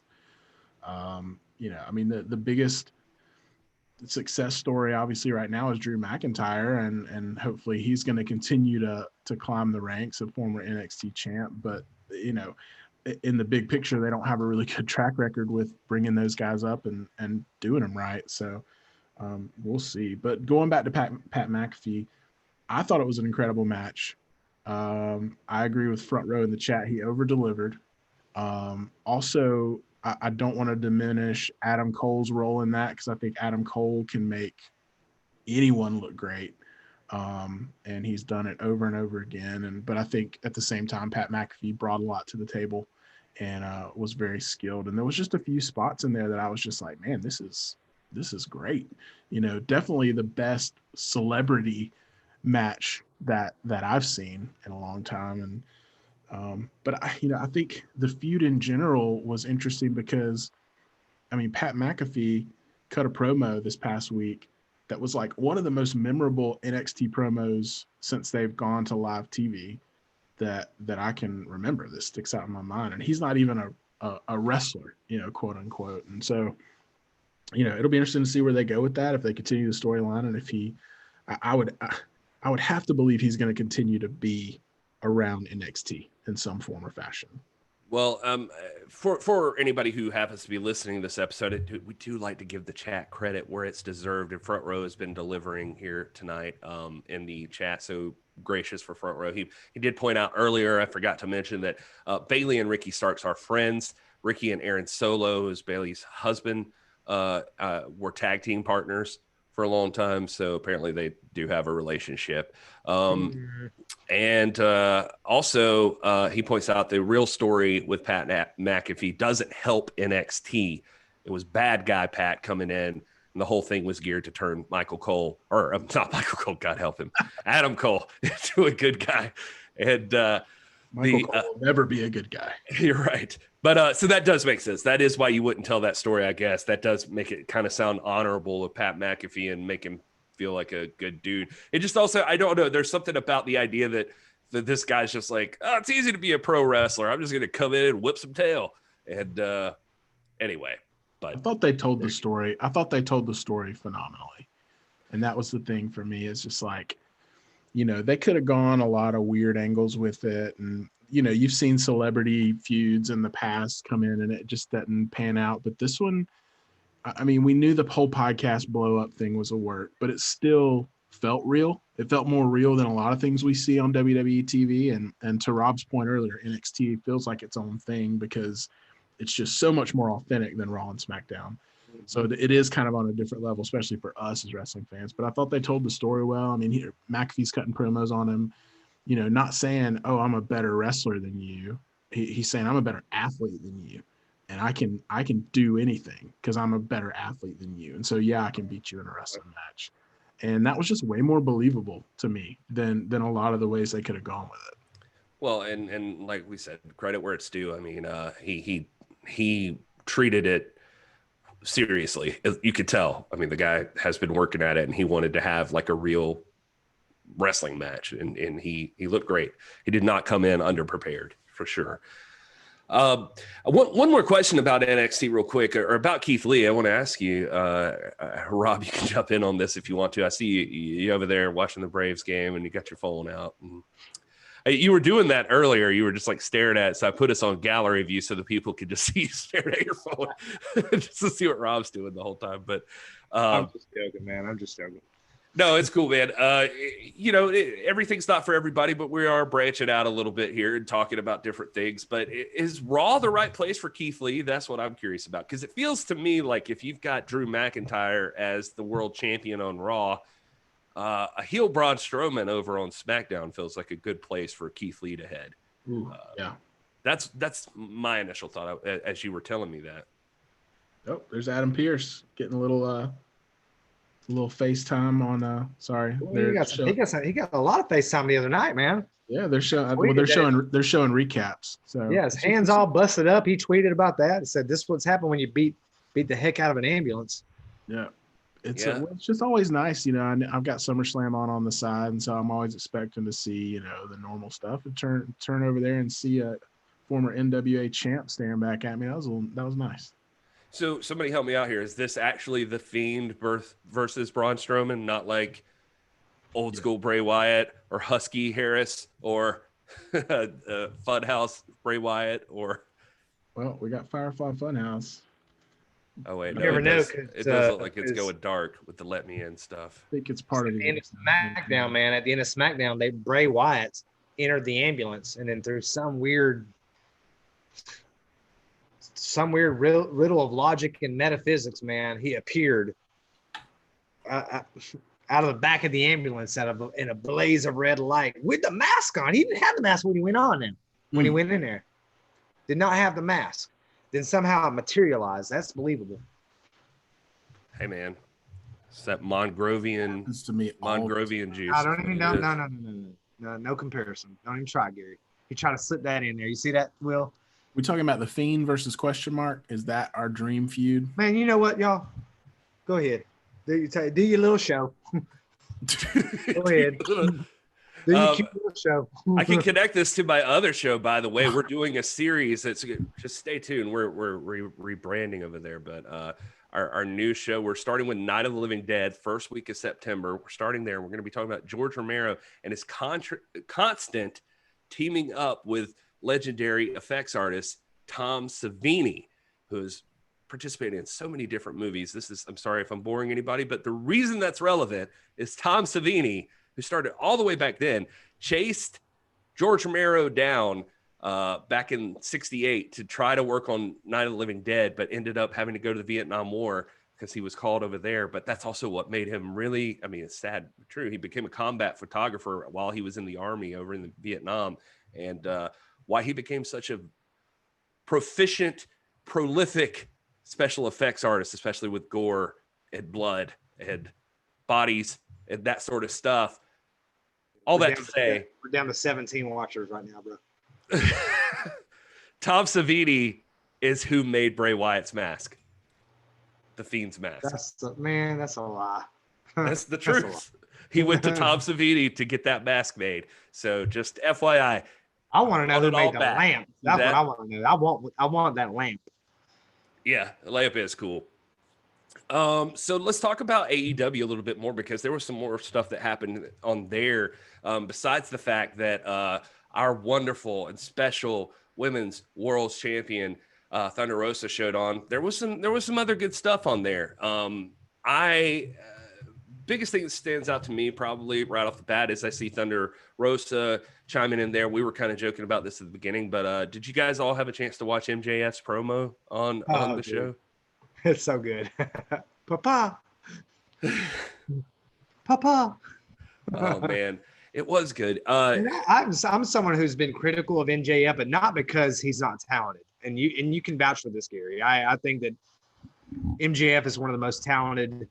I mean, I think the promo that Moxley cut on him is 100% spot on, man. He will be the guy, and he hopes he's the guy that for 25 years will lead the company and guarantee its stability. MJF is one of the best there is at cutting promos, man. And this one was hilarious, man. I've seen criticisms of MJF that sort of match yours too. And I know that yours had to do with how far he took the heel persona. Yeah. I've seen folks like Bruce Mitchell over at PW Torch have some criticisms from time to time. Like, he thinks that MJF is one of the future legends of the business as well, but says that the heat, God, I wish I it'd be easier just to hear him say it, but he talks a little bit about the heat that MJF sometimes goes for is the cheap heat, like the easy, just to piss somebody off right off the bat, instead of the actual, he wishes he would focus in more on make them hate you, make them hate who you are as a character. Organically. There's a reason, Gary, that in the business, and I know guys like Nick Aldis hate for marks like us to use wrestling terminology, but there's a reason that wrestlers talk about cheap heat. There's a reason they use that term, and because it's inorganic, it's unnatural, it's cheap. It's you're getting heat easy. You're not earning it. You're just stealing it. And I think that the kind of heat that MJF gets too much, and the kind of heat he relies on, is not necessary. You can get heat just by being the New England Patriots, just by being so good that everybody else hates you. By being just an arrogant talker that doesn't flip little kids off. Because I'm going to tell you right now, you flip my kids off, I'm going to expose you. You know what I mean? I'm going to expose you. And you flip my kids off, we're fighting for real talk, and I may get my tail whooped, but somebody's getting their tail whooped that night, and you don't flip a kid off, that's crossing the line. That's cheap heat. You know what I'm saying? That's not necessary in prize fighting or in simulated combat sports. You get heat because you're arrogant in the ring, because people don't like your style, because you're pompous on the microphone. But it's not because you go out there. You're still a performer. You're still, I don't know. I don't want to overdraw this, but I think Mitchell is entirely correct. He's overselling the heat, and it's what they call cheap heat. And it's not the best kind of heat you can get. I mean, you look at Ric Flair. Ric Flair, say what you want about him, Ric Flair was simultaneously the most loved and hated at the same time. Say what you want about Nick Aldis, simultaneously the most loved and hated. Why? They're not out there flipping kids off. They're doing their due diligence. They're out there serving the community.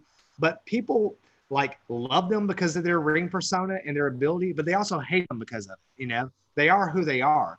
And when MJF goes out and flips off a little kid and does that, that's fake. It's not believable. People don't do that. I don't care what anybody says. That's, to me as a fan, just a mark here, just a mark. That's not believable. And if that is really you, then you're getting your tail whooped, dude. So. Yeah, and I like MJF, and I agree with everything you're saying about the cheap heat. I'm not a fan of that stuff either.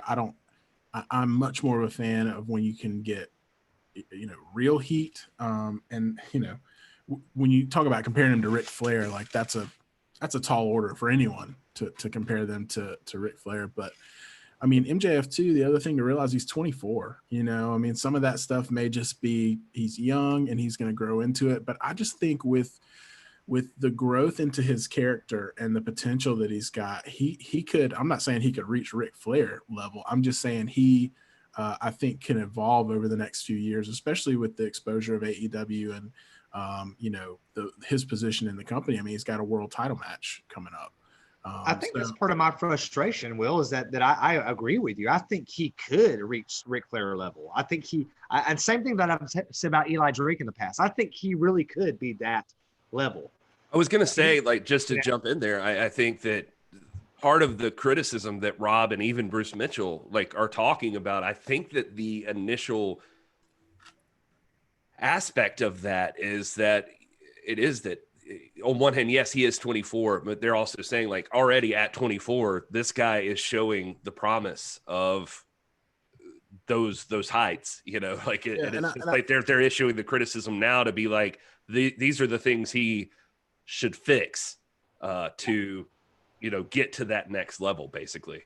Yeah, and I think that's kind of the point too. I mean, even though he is young, he should be able to hopefully learn from history, right? I mean, we would like to hope that wrestling is smart enough and has evolved enough where guys in these big positions don't have to rely on that cheap heat, and they don't have to do crap like that.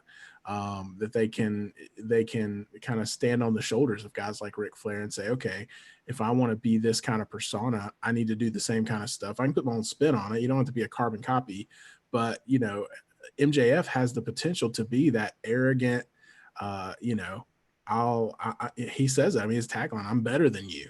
I mean, he can live that out. He can act it out in the ring. He can be that persona. He can do that without having to flip off little kids and get this cheap heat like he's not a good person. Because I mean, that's the thing. Ric Flair, there was no secret in his promos that he was this, moral, upstanding person. I mean, he talked about, taking your wife and your girlfriend and drinking you under the table and all this. I mean, nobody was sitting there saying, oh, Ric Flair is a beacon of a good human.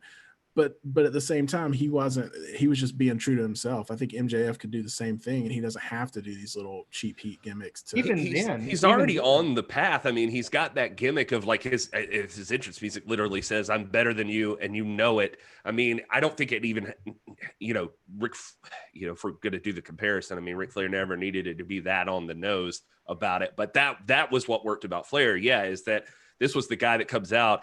And it is because he's so good. It is because he always wins. He gets away with it. Like you just can't. Nobody can take that title off of him. It's so annoying and frustrating that your guy could beat him if he could just have a fair match, or if Flair wouldn't be slippery this one time.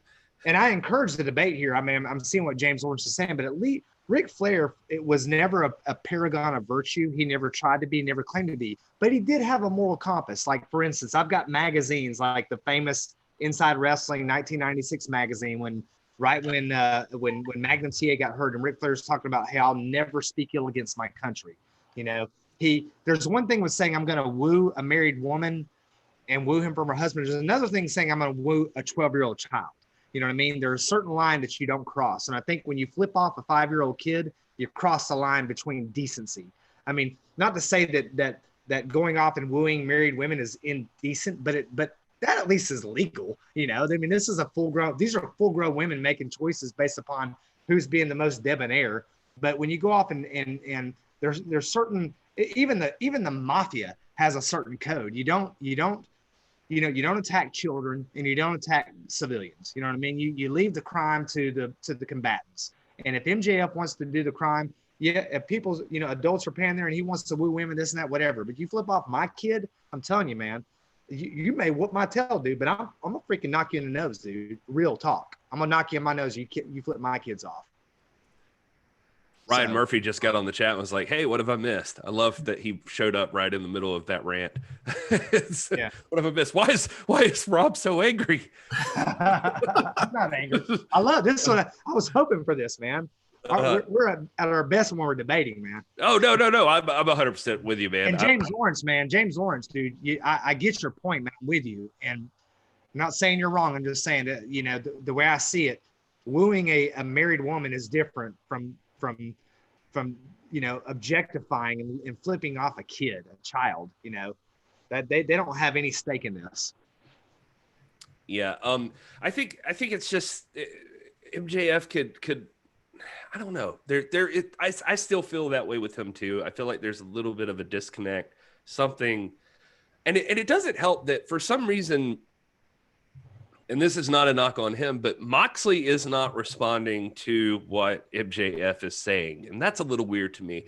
Like they're having like two different conversations, I feel like, on the show from what I've seen so far. Like MJF's doing this whole like presidential thing about like running for office.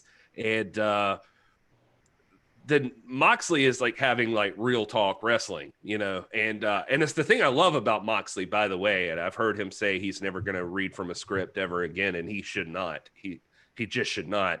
I mean, his promo this past week where he just describes exactly how the match is going to go down. The stuff I've seen from Moxley, that's been exactly what happens. Is like, okay, we're going to do this, and you're talking all this trash, but let me tell you what's going to happen. We're going to get in the ring, and that, with MJF, he's telling, he was like, I'm going to drag you into deep water, and I'm going to tire you out. And when I'm in heaven and it gets brutal and it gets tough, you're going to be looking for a way out. And that's when I'm going to beat you. And you feel pretty confident, like that's probably what's going to happen. Like Moxley's and just... it's what we've been talking about, and what we always talk about is Moxley's cutting prize fight promos. I mean, his promo last night was incredible. That was one of my biggest takeaways from the whole show. And, and that's my thing too. And the whole presidential debate or a presidential speech gimmick thing, I'm not saying I hate it. I'm just saying I would love to see MJF in the same conversation that Moxley's in right now. Like having that same, like, instead of he's going over doing this like off the wall, gimmicky stuff to try to get heat. What if he just cut, a heel prize fight promo against what if they were both on that same page? I think he could still be just as over as a heel as he is now. I don't think he's got to go to all these links and like if he is the guy who he claims he is, like in these things, like where he says he's better than you, he really thinks he's better than you. Moxley's an easy target for that. Moxley's like rugged, no offense to anybody who lives in a trailer, but exactly what he would say is like, you're trailer trash. Like you're just this guy, this punk, a WWE reject. Like there's all these things like he could go with, and MJF could be like, and I am class. I am skilled. I am talented. I have all the right training. I'm a better wrestler than you. I will beat you at the show. Like you could see MJF spinning that kind of promo into something just that you just want Moxley to knock his teeth out. And it just would be a lot of fun to see that happen. But yeah, instead that would be a criticism I have is for some reason MJF's doing this presidential run and Moxley's just talking about beating the crap out of MJF when it's time. And you put it really well. Exactly. Moxley's cutting prize fight promos and MJF's doing some other gimmick thing. And you don't really hear their promos intersect at any point. It's kind of odd. And it's, just to reiterate Moxley's the quality of his promo, and you mentioned the scripting thing, go watch a Dean Ambrose promo, just pick one, any of them, and then go watch his promo from last night. You'll see the true value of Jon Moxley. I mean, it was a great promo. And again, we're all coming from the perspective of three diehard NWA fans, right? We love prize fight wrestling. That's our thing. If it was our promotion, MJF wouldn't have all these gimmicky things. He could get heat just on the mic himself. Look at the NWA roster and what happened on Power. They didn't need giant gimmicks and production and things to get guys over or to get heels over. And that would be our preference. And, not to bring back the whole AEW debate, but, they're taking a little different approach. They're throwing money at stuff. They're throwing some production at stuff because they want to compete with WWE.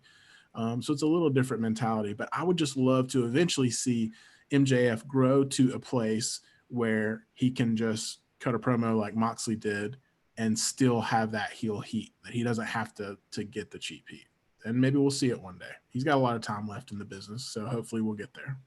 I'm watching SummerSlam right now, and Braun Strowman just used a box cutter that he had, and he just cut the ring apron up, pulled some foam off, and exposed the wood underneath.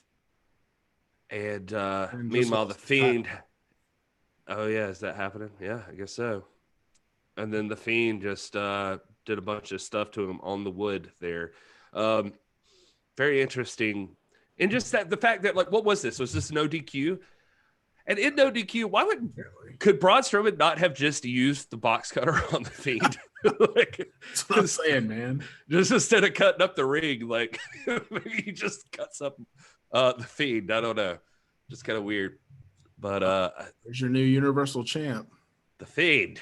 The Fiend is the new champ. There are a lot of people that are happy out in the Zoom conference call. Is that Roman? Oh, it is. Is it? I don't know. I can't see his face. Oh, I can't. It's either. Roman. Roman's back. There you go. With a new shirt that says "Wreck everyone and leave." I guess he's gonna do that. His beard looks better than it normally does. I do like that. Good job, Roman. Is he gonna take out Braun too? Are they friends now? What's going on? We got some continuity. Here we go. All right. There's some continuity for you. He was supposed to wrestle Braun at WrestleMania. I guess he just hates everyone now. Is this the heel turn that we've been asking for? I mean, he needs to have some kind of attitude, at least. I'll give him that. He looks good, though. He looks slim. Does he? He look does. slim? He does look slim. He looks cut up, is what he looks like. Like that shirt's looking tight on Roman Reigns. It would be that tight on me, but it wouldn't look like that. Exactly. That shirt, that same size shirt, would also be tight on me. Just pull out the chair. All right, he's beating the hell out of Braun Strowman with a chair. That's what he gets for stealing my gimmick. Look at this. He shaved his head. Oh, is Braun Strowman on the show now? Ooh. Oh, Braun Strowman, fresh off his title loss on SummerSlam. He's here. That's what you get, Braun. I send Roman in to take care of you. You don't steal my gimmick. Oh, my God. All right, well, we'll get back to some WWE in just a second. Maybe we'll get some people filtering out of the pay-per-view. But the other thing I wanted to mention about Jon Moxley is he was, I said this earlier, Jon Moxley was on now I'm caught up and I want to know what he's about to do. Is he going to spear Bray Wyatt again? I guess he is. Anyway, this is going to be boring for the podcast audience. He's looking slim. And he's got that beard growing up on his cheeks a little bit. Like it looks better. Like he always had like kind of I feel like he had like a thinner beard than that. But he's looking good, man. I think this is the first time we've ever talked about Roman Reigns on this show. What? I think so, man. I can't remember. All right, let's go live to Rob. Roman Reigns, Rob. Roman Empire. Founded by Romulus and Remus. What was it? What was the question? No, that was it. I don't know. I'm not watching. I'm not watching it, so you are spoiling it for me. We just realized that we've never talked about Roman Reigns on this show before, ever. I have nothing against Roman Reigns. A lot of people criticize. I like Roman Reigns. But I like that you first. I'm sorry. It struck me really funny that your first, like whenever we ask you about somebody, your first comment is like, "I don't have anything against them." Like, okay, we'll just tell. Yeah, I mean that's. Hey, when you're a red state guy, man, it's like, hey, look, let me tell you something. Look at we started this show out with Gary Horn saying Freddie Freeman jerseys are all right. I was like, what? I was like, is that on the actual show though? Because if it doesn't appear, if it's not on the tape, it didn't happen. Okay. See, we can edit that out, and you'll just look like a fool for saying that. Let's it never happened. Also, for the sake of Freddie Freeman, let's not get that rumor started. But yeah, I think we were live when you had said that. I may have. Yeah, we were live. Well, welcome back, Roman Reigns. We'll see if we can get him on the show on Tuesday, get his thoughts. Yeah, well, it's time to break this. Roman Reigns will be on the show on Tuesday. We'll have him on. We'll be talking to him live about his return and what his plans are in WWE. That's probably not going to happen, but we'll say I won't reach Tell out. all your friends. Like and subscribe. They're saying on the Observer that he might be showing up on Ring of Honor. I'm just saying. You're supposed to say spoiler alert. Spoiler alert. You're saying he might be. Is he? Could he be? Maybe so, maybe not. I'm just saying. It could be. All right. Could be. Awesome. They just taped like 3 months worth of shows, supposedly. So, old Ring of Honor. Oddly conspicuous by his absence. I heard Marty Scurll was not there. Those are two I've been different. looking at those OnlyFans pics of her and Sienna. I mean, hey. well, eventually I will be once I work my way through the Instagram photos they've already posted. So, you know what I'm saying? Rob, have you plugged your OnlyFans yet? Have you plugged that on this show? I'm about to. Hold on. Oh, God. Boom. It's got you Oh, another boy. button. 0 viewers. Way to go, Rob. We are down, So we just we are dropped down off. 16 now. We did lose a viewer. Oh, geez. Okay, my bad. Yeah, that's your fault. We'll blame you for that one. All right, back up to 16. Front row's going to appreciate this, though. Where we were going next is that there was an article that came out according to Cultaholic. Well, this is actually credit where it's due. This is from the interview I mentioned earlier with Dave Meltzer and Garrett Gonzalez at the Pro Wrestling Observer. John Moxley was on there, and they got into a conversation with John Moxley about WWE and what he thinks is going on over there. And he said, quote, "We know what their problem is. It's one person, 3 letters, VKM. That's the problem. Until he's gone or relinquishes control, it's not going to change." When I watched the show during the pandemic era, I'm just like, oh, thank God I'm not there. Jesus Christ. I mean, what would I be doing on that show right now? Can you imagine? Do you think it'd be any good? Come on.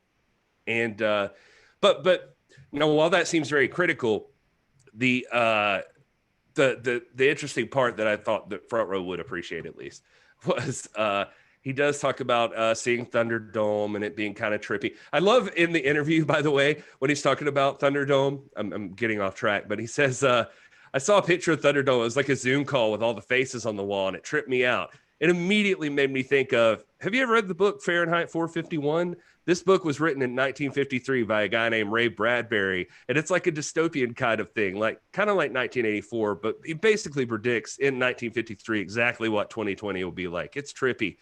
I love that he breaks down, like goes into a like his book report on Fahrenheit 451. Have you heard of this book? 1953, written by Ray Bradbury. This book is... Well, yesterday was Ray Bradbury's birthday, so that's actually even more interesting. That's crazy that you knew that just off the top of your head, dude. Yeah, that is super creepy. I didn't look it up or anything. Anyway, the point I was trying to get to is that he does say, this is the important part in the interview, he does talk about, he says, I quote, "I want WWE to be awesome.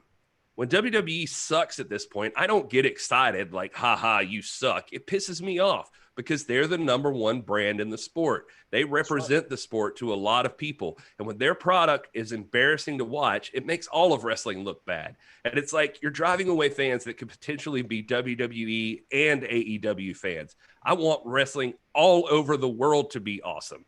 The hotter it is all around, the better it is for everybody, right?" Dude, Will Martin has literally said that same thing word for word since I've known the guy. Yeah, I was gonna say, if only there was a podcast out there that was preaching the same message. Yeah. And also business tips. Business tips. Follow me on TikTok. Will Martin writing John Moxley's promos. He said he'd never read from a script again, but he'll definitely read from Will Martin's TikTok videos. He must be watching our show. There you go. Mm-hmm. Taking notes. What's up, John? You're welcome on anytime. I'll send you the Zoom info. Let's see here. Ryan Murphy says, "I'll let you tell me the details of the company up north." SummerSlam. I can't bring myself to watch it. That's why we do it. We do it for so you don't have to watch it. We do it for you. We're taking it for the team, and we'll let you know. Hashtag blessed. Blessed. Okay. Apollo Rob Crews just learned defeated MVP. Bailey beat Asuka. The Street Profits defeated Garza and Andrade. Mandy Rose defeated Sonya Deville. Seth Rollins defeated Dominic Mysterio. Asuka defeated Sasha Banks to win the women's title. Drew McIntyre defeated Randy Orton. And Bray Wyatt lost to The Fiend, and The Fiend is now your WWE Universal champion. Okay, I was about to say, I don't know which one that is. He's a Universal champion. And Roman Reigns came back and speared everybody, and that was the end. So what a show. Yeah. Pedro Rashidi in the chat says, bro, this was a BS finish. He is not happy with that. Is he talking about the SummerSlam or this show? He's not talking about this show because we ain't done, baby. We're still going. I say that at the end of all of our shows. Once we go to the after party and it kind of just goes downhill after that, I'm like, what a BS finish that show. I would love it, man. I would just love it like that. If there's someone out there doing a recap of our show, like, hey man, we're doing spoilers right now, man. You know, they're like, we're watching This Is the NWA podcast, so you don't have to. We'll tell you all that. Oh, Rob's mad about Saudi Arabia. Rob and Gary argued about Saudi Arabia. They were really huge fans of India, and I'm trying to think of like whatever our standard stuff is, but yeah. Anyway, the last piece of news I wanted to cover, and then we can talk about SummerSlam or whatever. Wrap this part up and go to the live chat, whatever we're doing. AEW superstar and former World Champion Chris Jericho now has official ownership of all of his trademarks from WWE, according to PW Insider. The report mentions that the agreement between the two sides was made back on June 1st, but the official transfer took place this month. Details of Jericho's trademark only include him getting his name, but any intellectual property was created by either Jericho or WWE during the time will remain with WWE. Insider states, for example, that the moniker Y2J is still owned by WWE, but names like Lionheart have returned to Jericho. During his time in AEW, Jericho has trademark phrases like a little bit of the bubbly, Le Champion, and Demo God. And armbar. So anyway, there you go. That's that piece of the news. Scandinavian two-toe Gradunza. That is, you need to trademark that.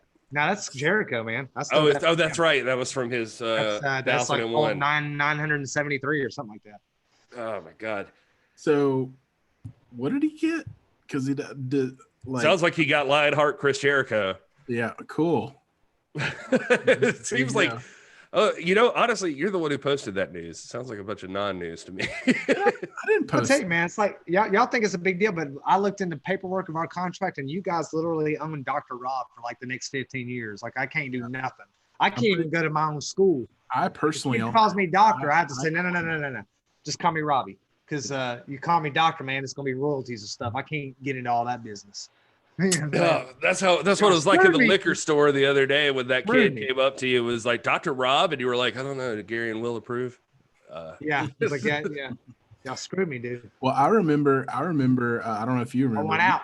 You probably do, but the first time, Rob, you and I interacted was on a cast app watch party that Gary had put together, and I called you Dr. Rob. And you were like, oh, that's too formal. Don't call me that. And I was like, no, I'm going to call you that because if you did the work, you should be the doctor. And then now you've been the doctor ever since. So. Right. And I was like, y'all keep calling me this. All it reminds me about is how much money I owe. But then y'all insisted that it's going to be Dr. Rob. So yeah, man. Listen, if you don't want the moniker, don't go to school for it. Don't put the time in. You've earned it. Now you got it. Man. See, now you turning around. Now you flipping the script on me, man. Now you making me feel like MJF. Like I just flipped you off. You know what I'm saying? You got to control your narrative, Rob. I made that up too. Hey, you know, I just wrote. Here's what I'm feeling, man. I just wrote this. Raise a glass to freedom. Oh my God. Wrote that. I believe it. I kind of do believe that. I So just wrote- the one trademark that I'm wondering about is the list of Jericho.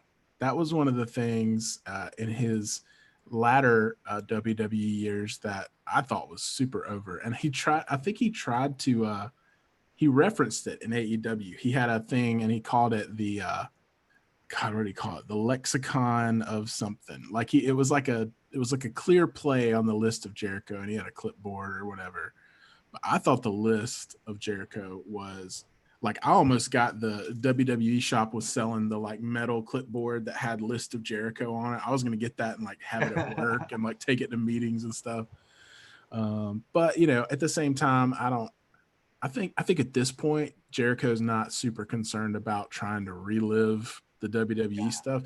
I mean, you know, as Gary mentioned, all the stuff he's coined in less than a year that AEW's been on TV is pretty impressive. So he's going to keep churning out quotable stuff and new trademarks and stuff like that. So that's Gary says I shared that story. I don't think I shared that story, but that's to us. I think that's to us. So, but I'm with you, man. I think Jericho's beyond that. You look at all the fantastic talent, and I know there's a lot of criticism that people share, and us included, about AEW. But when you look at what they're building over there, the one essential player is Jericho. He was the one. He had to be the first champion. It was the perfect. I mean, it had to be that, you know, and so for him to get the rights to just his identity back and Lionheart, I think that's fantastic. And you know, I mean, not that it ultimately would matter to him seismically, because wherever he goes, people are going to be watching, and he's going to create new lists and create new monikers and this and that. But it's his, and he deserves it, and you know, that's the way business should run, you know. All right. Well, I guess one other piece of news. What? One other piece of news before you close us out. You're about to close us out. No, too late. You missed it. Go ahead. No, it's fine. Go ahead. We our friends at the Standing Streamer, Putting You Over, had Nick Aldis on last night on their podcast, and thought it'd be appropriate to mention that. Go back and listen to it. They're a friend of our show. They're NWA fan, and had a good interview with him, and just think we need to plug that. And you know, always insightful and entertaining, and I feel like every time we listen to Nick Aldis, we learn something new about him. Totally agree. Make sure you go check that out. Standing Streamer. He's got a show on Twitch. It's very cool stuff. I love his setup behind the bar and everything. I think we've all been on the show so far. No, he definitely wanted to get us all there. All right. Well, go ahead and tell everybody where they can find you, Dr. Rob, on the social medias. And what we're going to do is wrap up this portion for the podcast, and then we're just going to go into the live after show, the after show. This is the NWA After Dark, or we just hang out with the chat for a little while. Talk to you guys about whatever you want. AEW, WWE, SummerSlam, Summer Sock, Summer Shut Up, Summer whatever terms Rob comes up for it. I know. I just made those up off the top of my head, and none of them were good. Scam. Summer Scam. That's way better. There. That's why we leave those. Better trademark them before Rob says them. Yeah, exactly. Rob, where are you on the internet? I am at rstinson4 on the Twitter. I am at RDStinson4 on Instagram, which I never look at except when I'm posting a Piper's Notes image.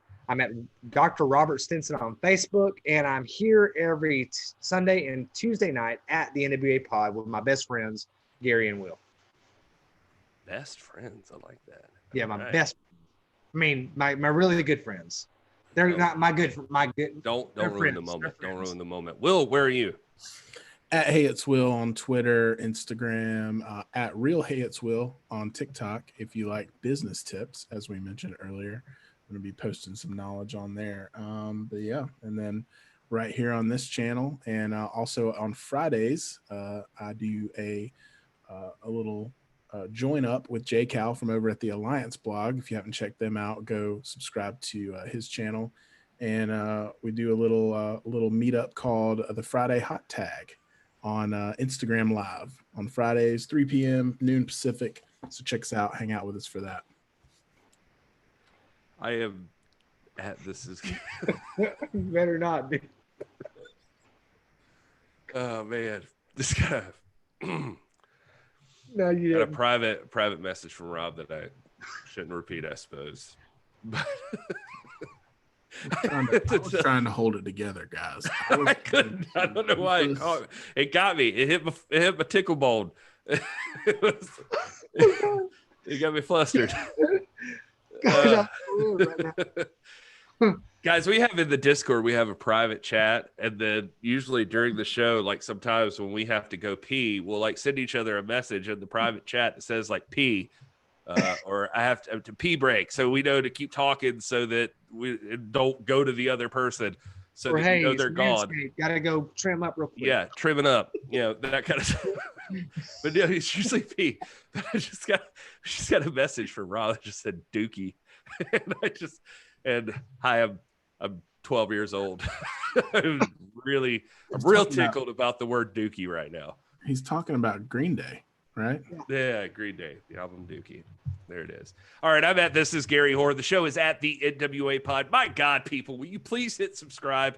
We really need it. It's constantly growing, but we got to hit 1,000 subscribers eventually. So it'd be great if you tell your friends and family, all your loved ones, just tell them to come subscribe to our show. We'd very much appreciate it. If you only listen on the podcast, we are grateful for you. So please don't take this the wrong way when we tell you that we've had a lot of fun, but we're moving on to the live chat on YouTube. If you want to be a part of that, you got to show up on Sundays and Thursdays, Tuesdays, maybe eventually Thursdays, and hang out with us. And that's it for right now, I think. Thank you for listening. Give us a 5-star review, all the stuff, just find us on social media. Interact with us. We love you. Thank you so much. And until next time, enjoy your gravy cake. All right. Rob. A BS finish. I don't even really have to go. I just wanted Oh, my God. Can you believe the next WWE pay-per-view is 7 days away? Yeah, my God. What is happening? Although I will say, if you signed up for the network today, even if you had to pay the $10 or whatever, you get 2 for 1. Technically. What are we talking about, chat room? We're here with you. Well, we haven't mentioned Eddie Kingston yet. We didn't really give him. Oh my God, we just want to talk about Eddie, and he was great. He was absolutely fantastic. That was incredible. I mean, Eddie Kingston never speaks, and I don't feel it. But him cutting out and coming out last night and cutting that promo and immediately drawing some ties between him and some of those guys in the ring. It was the Lucha Brothers and Butcher and Blade, and came out and saying what he did and kind of pulling them together. And I love the angle that it seems like they're going with him, the kind of the indie guy, the self-promoter who is coming out, and that's going to kind of be his thing that feels authentic. So, and the wink, I mean, that was top notch. I loved it. Yeah, that sold me on it. Absolutely. It was a good promo anyway, and it was cool to see him come out. It is weird with him because he did. I mean, I don't want to say it's not weird, but he definitely is a good mouthpiece for a lot of people. And maybe they felt like these are the guys that really could use it. So it's not that it doesn't make sense, but it's weird that he came in and like had such a brutal match with Cody Rhodes. And then, God, we didn't talk about him yet either. Wow, we really missed out on the news. Well, anyway, at least we talked about Lionheart, Chris Jericho. At least we did that. But anyway, we'll get to that too. I just expected to see. I was like, what's Eddie Kingston's role going to be? Because he clearly had like a very physical match, but it looks like they're really going to be taking advantage, like most people would, of his mic skills. They brought him in to manage these guys, and it makes sense in like who he gave them to. I mean, I get that. I mean, the Butcher and the Blade seem to be missing something. I don't think we'll ever find out whatever happened to the bunny. I mean, we know where the bunny is, but am I crazy? Did they ever mention why she's not with them anymore? I don't think they ever said a thing about it. If they did, I missed it. Yeah, and then you got the Lucha Bros, who Pentagon is good on the mic, like, but in Spanish, like, so you see promos with him, like subtitles and stuff, like he's really solid, like he emotes very well, but maybe they want like a really good mouthpiece for guys like the Lucha Bros, and maybe that's the next step to getting them really hot in the US, is having like the mouthpiece to put them over, because that is legitimately one of the best tag teams in the business. Well, and they were moving that way with Pac. I don't know. I always say it differently, but they were moving that way with him, you know, before the travel restrictions and stuff. And he was not on TV anymore because he's, you know, stuck at home overseas right now. But so I think it's something they've been looking for. And I think when Eddie came in, they just saw, hey, here's the guy to do it.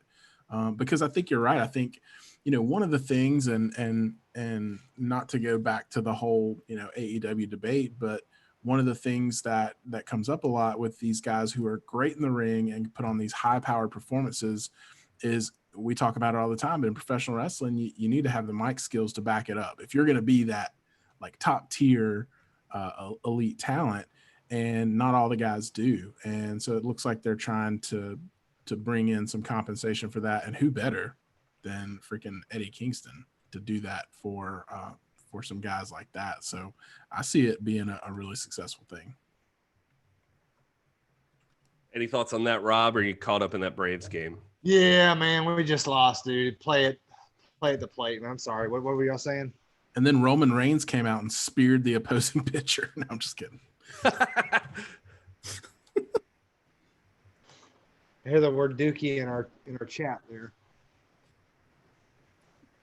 Let's see it. Yeah. It's like somebody said Dookie. Let's see what they're saying. that's what brings the Dookie brings the views, baby. Woo! Man, the doggone numbers are at the roof right now. You're not the only one, Will. I see though that, you know, when they see Dookie, they think Green Day, so they co-opted it. Ryan's with me, man. Do you have the time to listen to me? What? That's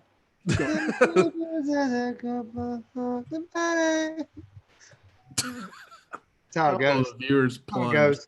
Those are the lyrics. Oh God. Anyway, so what else? Here's another thing I'll bring up because so I saw Joe in the chat mentions that it's because of Allie, her relationship with QT Marshall, that the thing broke up. But why did they say that? Like, why did they never say that? I don't think they ever said that on the show. And that's the weird part. It's like she was the bunny with the butcher and the blade, and they never said that. She just ended up over there with them. Another scenario where this is a similar scenario where this has occurred is Tully Blanchard this week was with FTR. Mm-hmm. That hasn't happened before. Yeah. He was just there. It was like Art Anderson was talking to them at one point. There was like, they were kind of discussing it, tossing it around. And Art was kind of giving strategies or something at one point. And then all of a sudden this week, they're just hanging out. Tully's got the jacket. They're bros. And Tully manages them. And it just is. And here's where, you know, some of the breakdown is, and they may be overcompensating because one of the big complaints about WWE is they don't treat us like smart wrestling fans who can infer anything, but there is a limit to that. And what I appreciate is when commentary clears things up. And that's what's really surprising, because when you got guys like JR and Shivani, who for years, you know, were great at this. You know, you go back and watch some of the old WCW pay-per-views that we've reviewed on here, the couple of Great American Bashes that we looked at, and Starrcade and things like that. The commentary tells the story, even if you don't know. And so they give you the background and they give you the context for what you're looking at.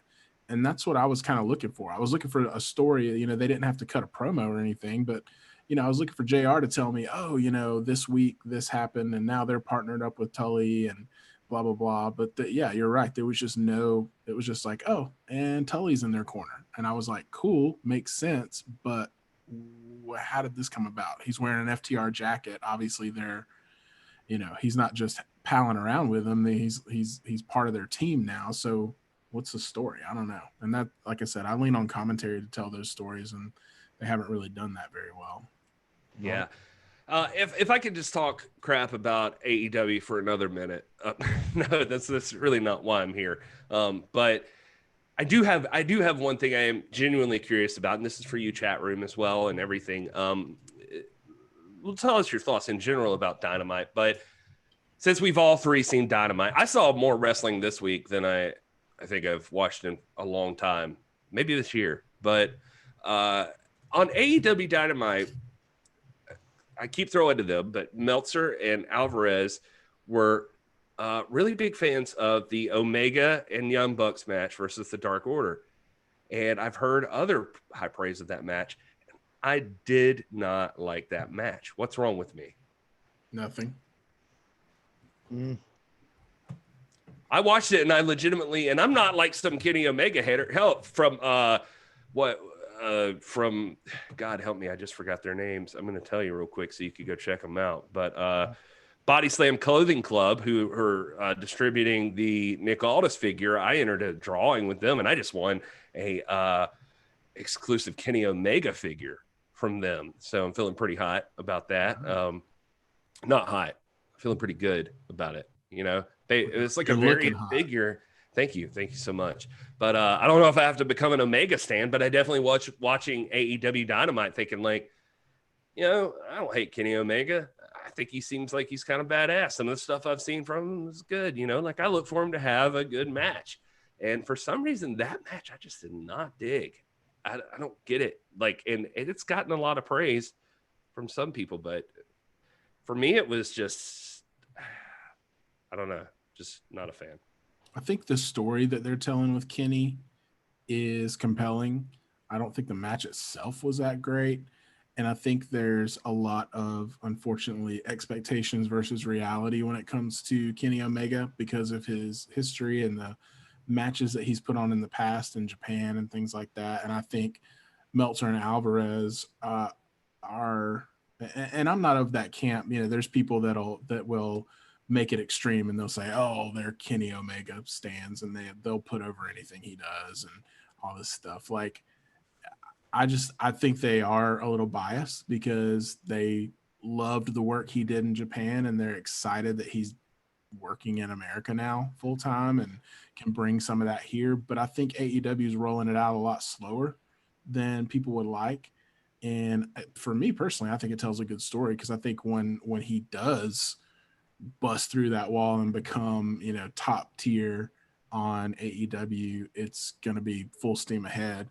But I'm with you, Gary. It wasn't notable enough for me to be like, hey, let's talk about it. But here, and I also didn't hear that those guys were really big on it either. So that's surprising, but not surprising at the same time. Rob, do you have any thoughts about that match? You watched AEW Dynamite, right? I did, yeah. Thank you for your time. Thank you for your time, Dr. Rob. Glad you're here, Doctor. So I like Kenny Omega. I was reading your criticisms earlier and I see what you're talking about. I mean, I thought it was okay, but you know, I don't know. Who am I? Let me ask you guys this. Everybody in the chat room, please jump in here because I'm seeing some great stuff. Obviously, this is the time for the chat room, so I need to throw to you guys. So before I get to my next question, I'll do that.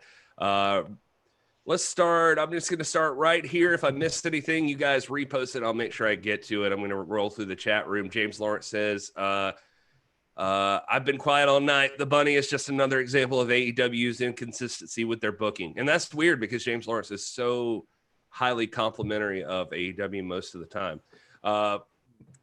The nation says, good point. They slowly introduced that during AEW while before they went to Daly's place. Okay, so maybe that's the case then. Ryan Murphy says the network will never get my $10. NWA wise, anyone else want to see a match between Josephus versus the question mark? Yeah, I think we do. I think that would be a great match. AEW needs to put the tag belts on FTR immediately and make Tully Blanchard their manager. Well, as you just may have heard, Tully Blanchard is their manager, and they're in a gauntlet for the tag titles right now. So that is right down the line. Although they seem to be buddy-buddy with Hangman Page, but that could all be part of the stuff they got coming. Four Horsemen, baby. The return of the Four Horsemen. Get ready for it. There you go. Monrovia Mike. La Mera Mera. Hell yeah. Front row had to go away. Thanks, front row. From today until Thursday of next week, there is a wrestling show on. No shortage of wrestling. But also, by the way, I think that should be all of the evidence you need that you don't have to jump on Twitter and get overly bitchy about anything. There's enough to not saying around. you are. I'm just saying there's enough for everybody. A lot of different stuff you can enjoy. So you don't have to get really, really snotty with everybody on Twitter. Because a lot of people do that. It's very annoying. Thunder Rosa as both NWA and AEW Women's Champion. Hell yeah, that's what's going to happen. So can't wait for that. FTR and Tully also posed later with 3 fingers held up. No mention of it at all. Weird, Scooby. I did not notice that myself. James Art says there's nothing wrong with you. I'm sorry, Will. I didn't mean to cut you off. I was just saying they're trying to be subtle. What was that? Did you just get breaking news? What the hell just happened? Yeah, they just throw it in from the side of the screen. No, I noticed on the screen my lips were getting a little red, so I text my wife, and I was like, "Do you have some chapstick I could borrow?" This just in, chapstick. Yeah, look at these lips. He came down and gave that to you, man. Jennifer's a saint. Jennifer is a saint. Oh, I don't know what's happening back there. The poltergeist, man. Yeah. Anyway, this is bourbon lip balm. Look at that. Ooh, you're gonna get drunk. Bourbon. Yep, getting hammered on this. Bourbon chapstick Gary. All right. Let's see here. What else is wrong? James Lawrence says absolutely nothing wrong with you, Gary. Don't like 98.78654% of AEW's matches. I really didn't get that from you.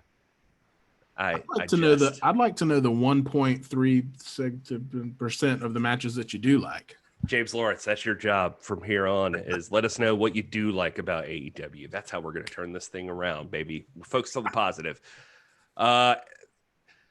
Brian says AEW has too many multi-men matches. I could see that. I feel like every time I watch that show, there is like a multi-man match going down.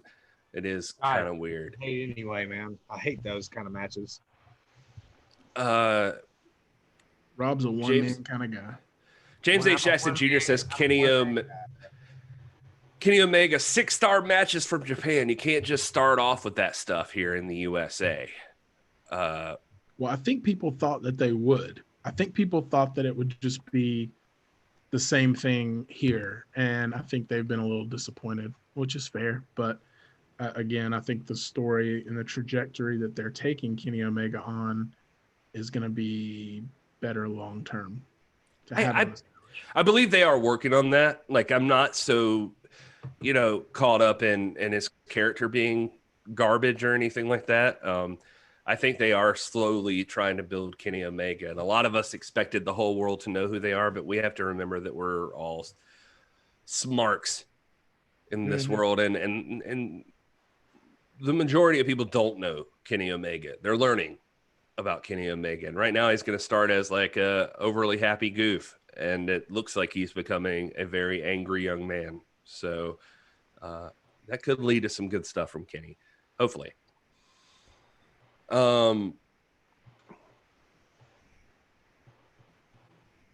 Let's see. The Nation Show says part of the reason they also have so many of the multi-person matches is so that they can get more people screen time in 2 hours. Yeah, that makes sense. Or maybe they just don't need as large of a roster. Overbooked, man. One of the things I appreciated when AEW Dynamite first launched was that everybody didn't have to be on every show. And I thought that was cool because it was different than, the 3-hour Raws I was used to where they had to cram everyone in. The same thing could be said about NWA Power as well. You didn't see everybody on every show. And it really created more of a demand for, everyone.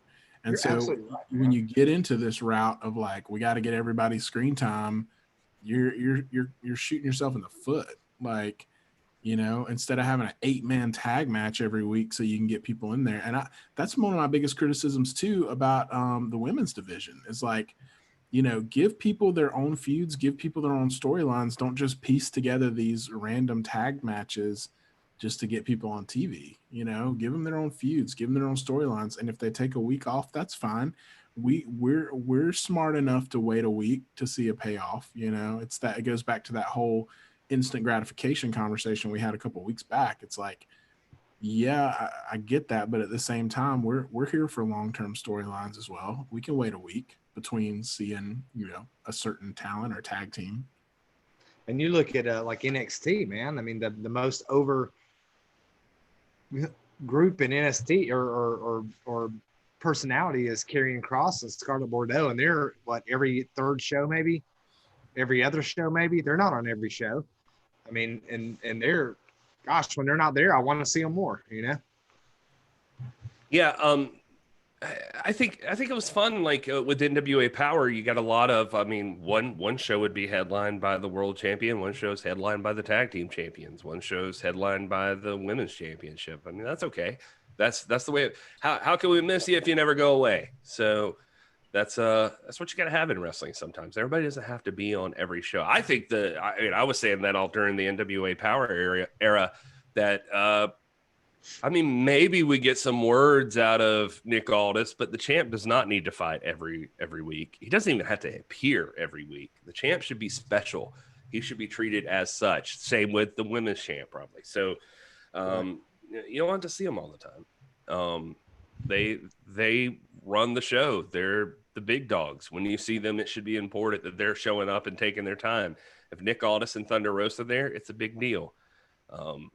So anyway.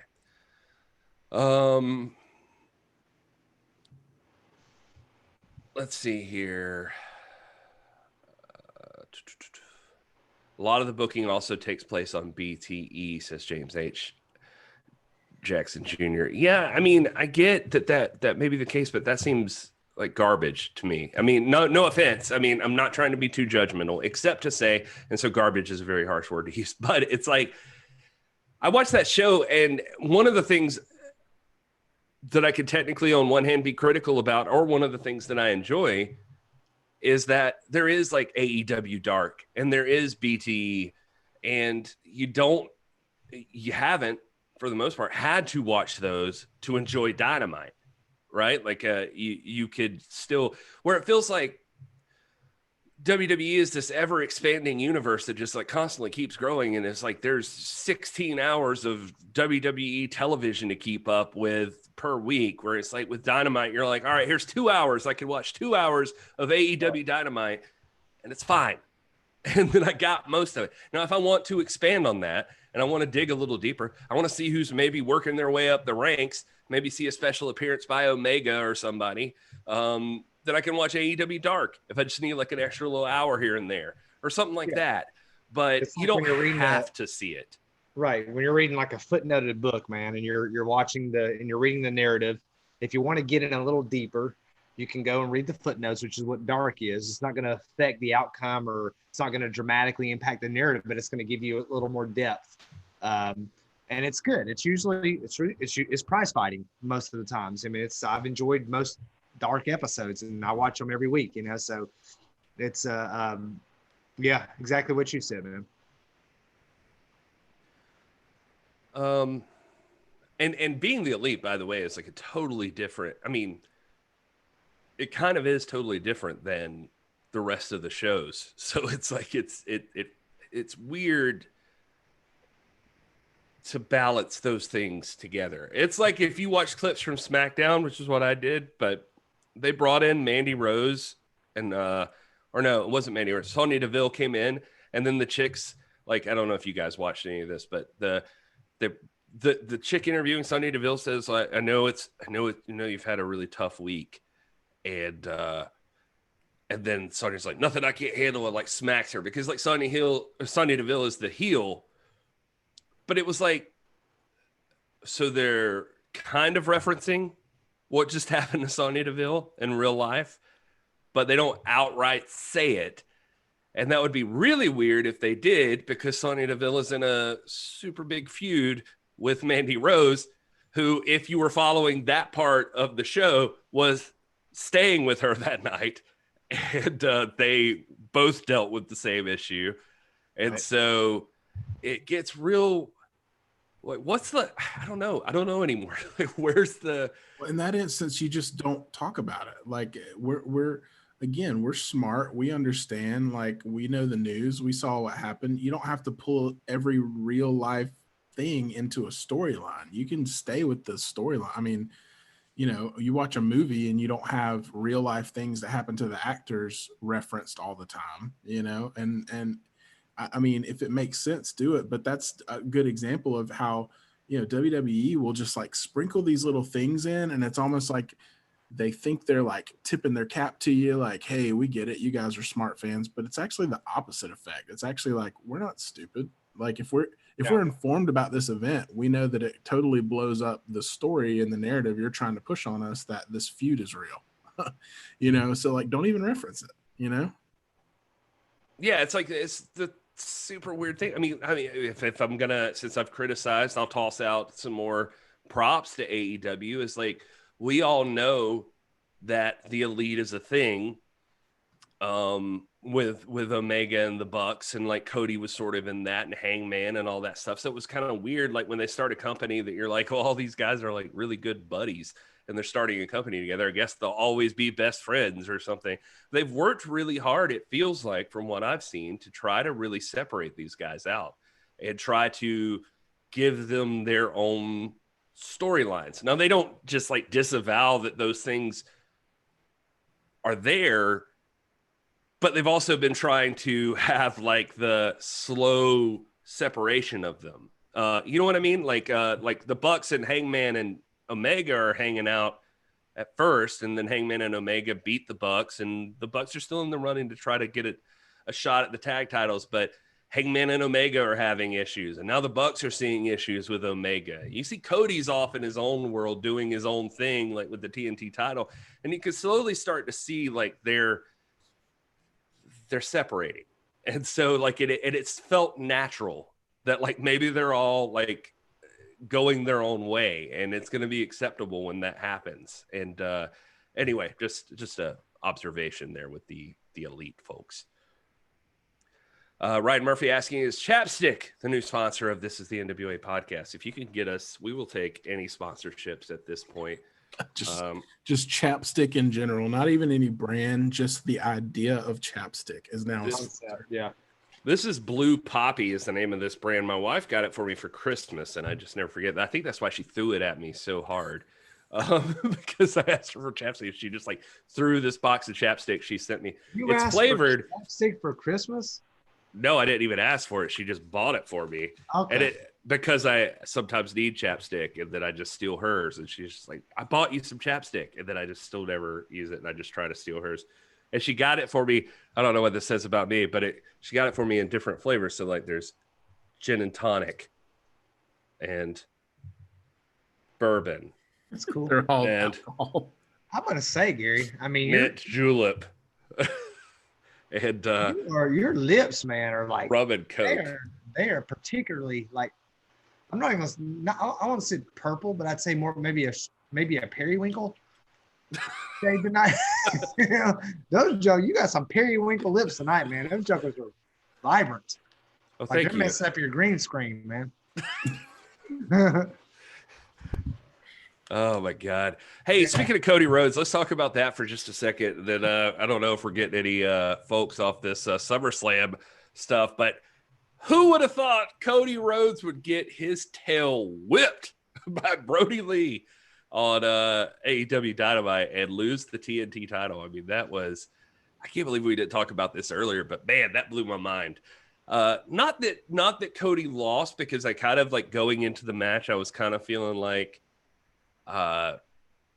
if you want Brodie to matter, he's got to win at some point. I don't want Cody to drop the belt, but at the same time, like Brodie's already come in. He lost to Moxley for the world title. If you want this guy to be the leader of the Dark Order, and he is a big deal, and he is a threat, he's got to do something. And he did it this week. Like, he came in and just destroyed in just over 3 minutes, I believe, destroyed Cody Rhodes and won the TNT title. How'd you guys feel about all that? I have been saying for weeks and weeks and weeks on this podcast that I love Brodie Lee. I think that it was egregiously misused in WWE, and I think he's the future world champion. I love Brodie Lee. I like watching him. I think he's good on the mic. I think he's good in the ring. He's got a good look, man. He's imposing. He's scary. He's a prize fighter. He seems serious when he's in there. I'm with you. I didn't think it would be a 3-minute annihilation, and I didn't honestly think he would win this match. I thought they would build it up to a longer, play out for a longer feud, and maybe have it come out to at All Out or something like that. But or All In or whatever they're calling it. But I'm not surprised that he got the belt. I am surprised that it happened in this fashion. Yeah, I think the disappointing thing is that, this open challenge that Cody was doing, you got to assume that obviously is going to come to an end. I don't think Brodie Lee is going to come out and issue an open challenge, but I think it is the next logical step in the story of the TNT title, because the one thing that was missing from the legitimacy of that title was a longer term feud. And so maybe the idea is now Cody's going to go back and chase it as the baby face, and they're going to have a longer feud. And maybe that they have a rematch at All Out, or maybe they build to something at All Out. But, it's a brand new title, but at the same time, it kind of did feel like the right time. And I agree with you guys that, it was time for Brodie Lee to be established. And AEW's done a ton of work to try to get the Dark Order over. I don't know if you guys have noticed, but since because they kind of fell flat like at first. And these guys are like really tight with the Young Bucks and stuff. They've come up together. So the plan all along, bringing them in, has been to make them top tier, not like a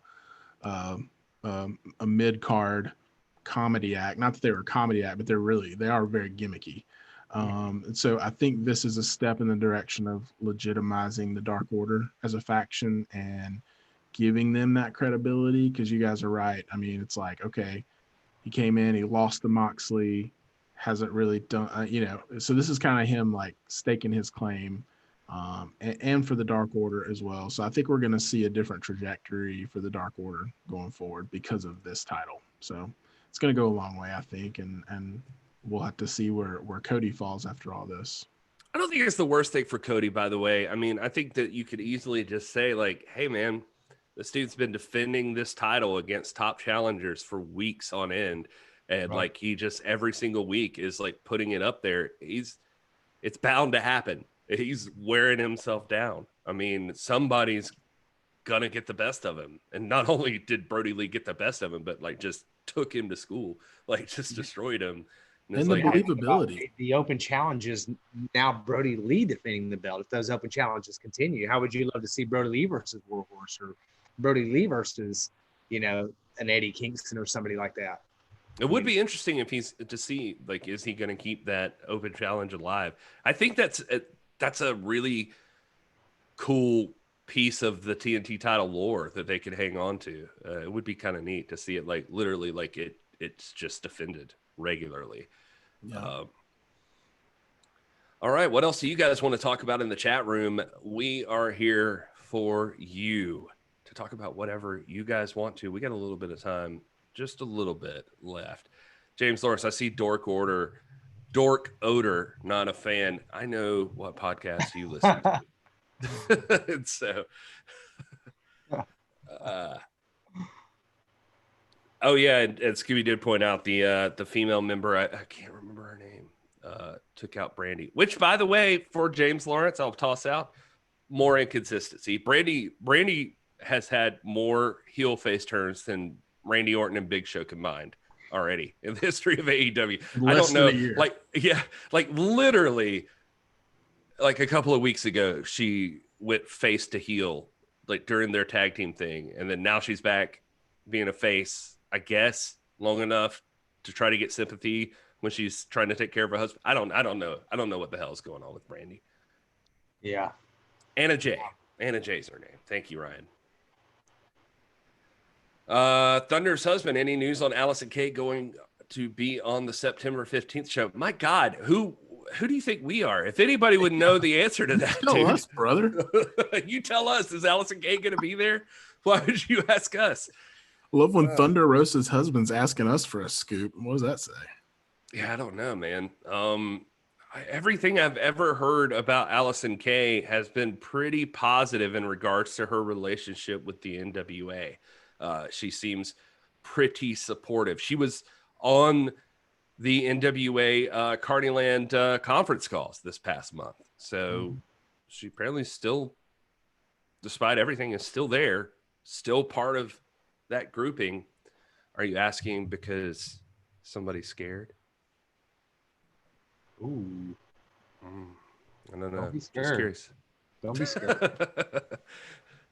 But yeah, I mean, I'm guessing we'll see more Allison Kay. We should.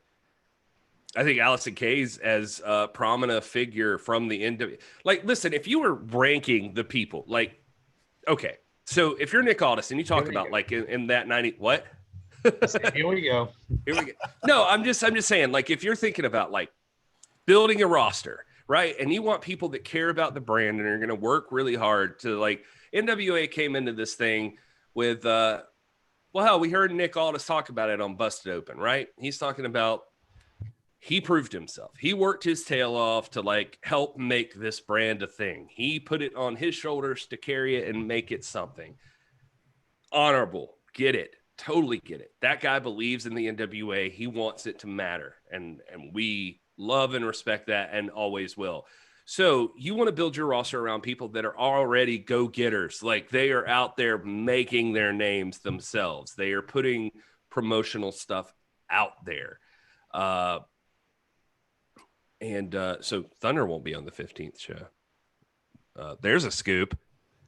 According, She's got a match to prepare for, man. She's preparing for the match of her life against Lindsay Snow. yeah, I would say that she's doing her part.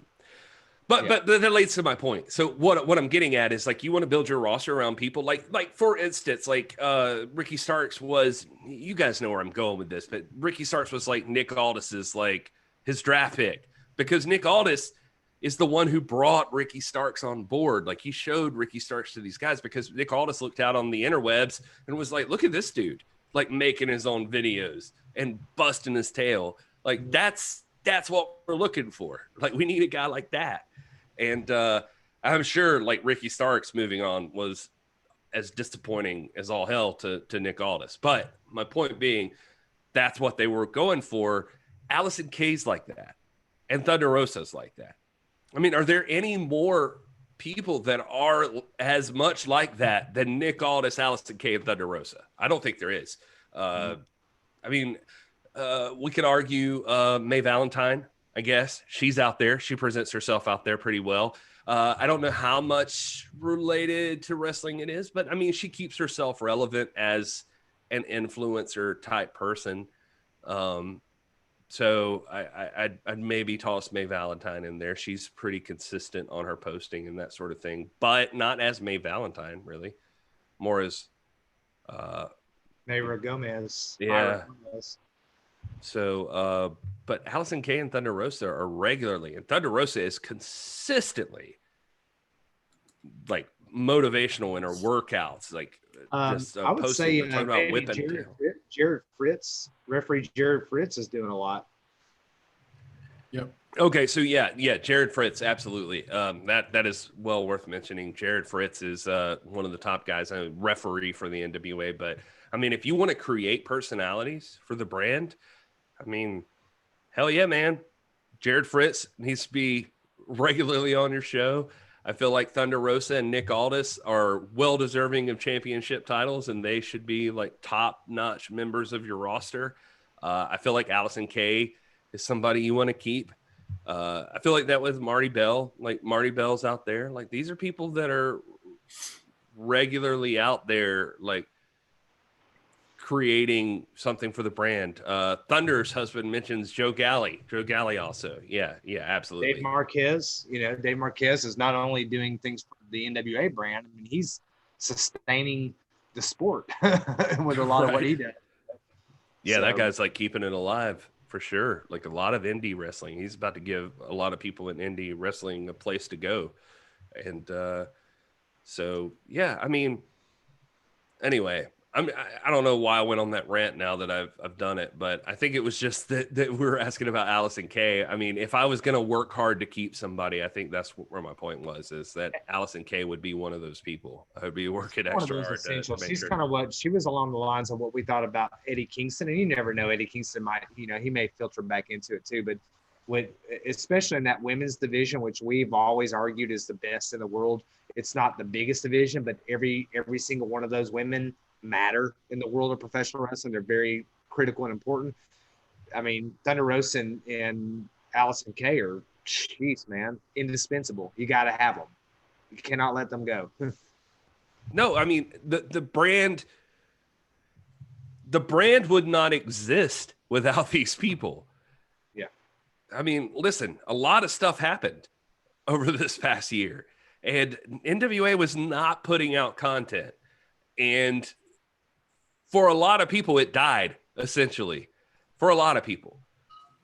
But, not to toot our own horn, but to here we were the whole time talking about it and trying to keep the conversation going. And there was Nick Aldis and Thunder Rosa out there, like, busting their ass every single week, like, trying to make sure that people remembered who they were and that they had championships and that they mattered. I mean, yep, dude, that's important. What else do you want out of somebody? Like that's they were the right champions at the right time. I mean, none of us anticipated a global pandemic. None of us anticipated a shutdown. But we being a world champion in a company like the NWA is very similar to being a head of state or being a public servant.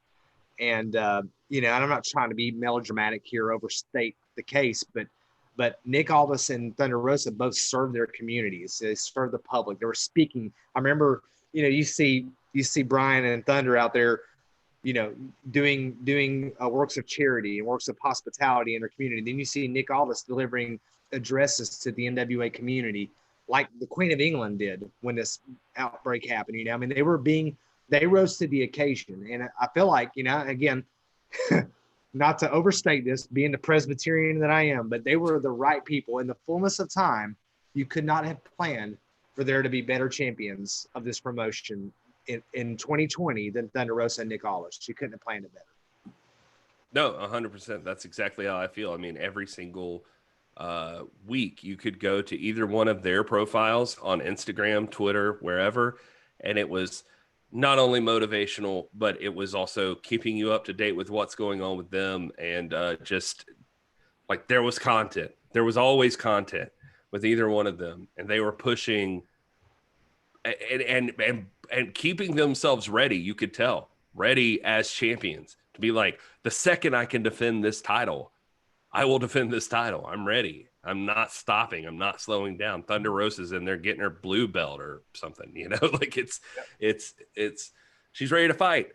And that's exactly, I mean, you got to value that stuff. And I hope, and I think that the NWA does, but that's important. Anyway, anything else before we wrap this thing up with the live chat tonight? We're hitting 11. And Thunder's husband says you got Camille fighting with fans every day, staying relevant. That's also true. Camille stays very lively as well. I would be remiss not to mention Camille. she goes at him. She goes hard. Like you don't want to cross Camille. Like everybody else seems to maintain some kind of like what I don't know, decorum about the way they go, and Camille will just give you a flat FU like real quick. There's two women you don't want to cross, man. That's Camille and Maureen, NWA Maureen, man. Do not cross them. They will tell you in the plain light of day for the whole world to see what they think about you. Oh my God, I loved it. I loved the one guy, like when she called the one dude out for like criticizing her body or whatever, And she called that guy out. And then somebody's like, well, that's a quick way to lose fans. And she's like, oh, good thing I don't care. And then somebody's like, no, I'm just saying, like, I mean, you want to stay relevant, like in the blah, blah, blah. She's like, lucky I don't need you to stay relevant. So, I mean, it's like, look, I mean, like, you're not going to win this fight, bud. Like, you just if I was posting a picture of my like gains, you know, you don't see anybody when Nick Aldis or Tom Latimer or Royce Isaacs are posting their gains, a guy chiming in or some chick chiming in and saying, hey, yeah, I think you need to do, you know, 30-degree more to get a little more torque. Or to, you know, you don't see anybody like doing that. Like, she doesn't need your freaking advice, man. You know, she didn't solicit it. She doesn't need it. She looks great. She's a beautiful woman. She's world-class athlete. She doesn't need your advice. So she was right to shut him down. Hope he's not listening, but if you are, you need to chill, dude. I think be self-reflective. We all say stupid stuff sometimes, and I don't think that. Hopefully, he learned a lesson that's like, hey, you don't really have to offer your critique if not solicited. So, right, yes, it's anyway. I do love. I will point out on Twitter right now. I just retweeted it from the main account. Somebody tweeted at Bully Ray. Otis is the shits. I actually just flushed at Otis. And Bully Ray retweeted and replied, Otis works for WWE, makes a great living, is on TV, is extremely entertaining, and gets to hug and kiss Mandy. You have 7 followers. It's like, dang. Yeah, exactly, man. Yeah, just be positive, man. Why do you gotta get on there and be negative? You know. Don't freaking Camille. Camille looks great, dude. I couldn't what he saw, I didn't see. Like whatever like insight he had, I just picture him like drinking a jug of water, you know, a gallon jug of water. Like, hey man, you know, with his freaking fanny pack or whatever, you know, just giving her advice. I'm like, she don't need your freaking advice. She looks great. Bruh, if you're gonna give advice on someone like Camille's body, or any woman's body in general, but I just mean especially like you're going to give some bodybuilding advice to a person who is very clearly talented at building their body, you better either have been solicited or be coming in with a pic of yourself demonstrating exactly how much better yours is and how you got there. You know what I mean? Like, you need to be like, listen, your legs are not quite here. If you want this to find I did this, because that guy didn't have that. And I don't know. I don't know why you would think. I don't know what it takes, what kind of balls it takes to tell Camille, you need to adjust some stuff. I'm gonna tell you right now, man. When my wife asks me, "Hey, does this look great?" You know what the answer is? It's beautiful, baby. I don't care what it looks like. It's like, yeah. It's super true. That's exactly what I tell her. And so it is. But I always mean it, though, Gary. I always mean it. Hey. We're gonna get Will. Can we get a GIF of that? Yeah, a coming GIF right up.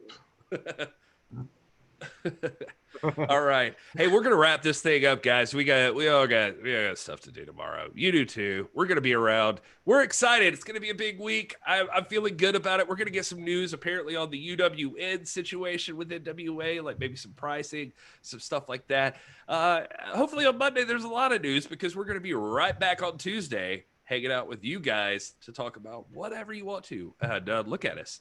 We're talking about prize fighting all over the world. We're talking about WWE. We're talking about AEW. We're talking about Impact. We're talking about NWA. We're talking about MLW. We'll talk about whatever you want to. Just Mission Pro, man. We're talking about Mission Pro. God help you. We're going to talk about some Mission Pro. Whether or not you want to hear it. All day, air day.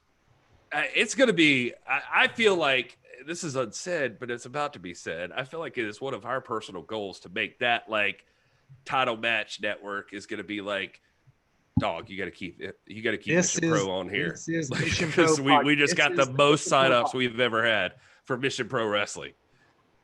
Yes. That's what we want.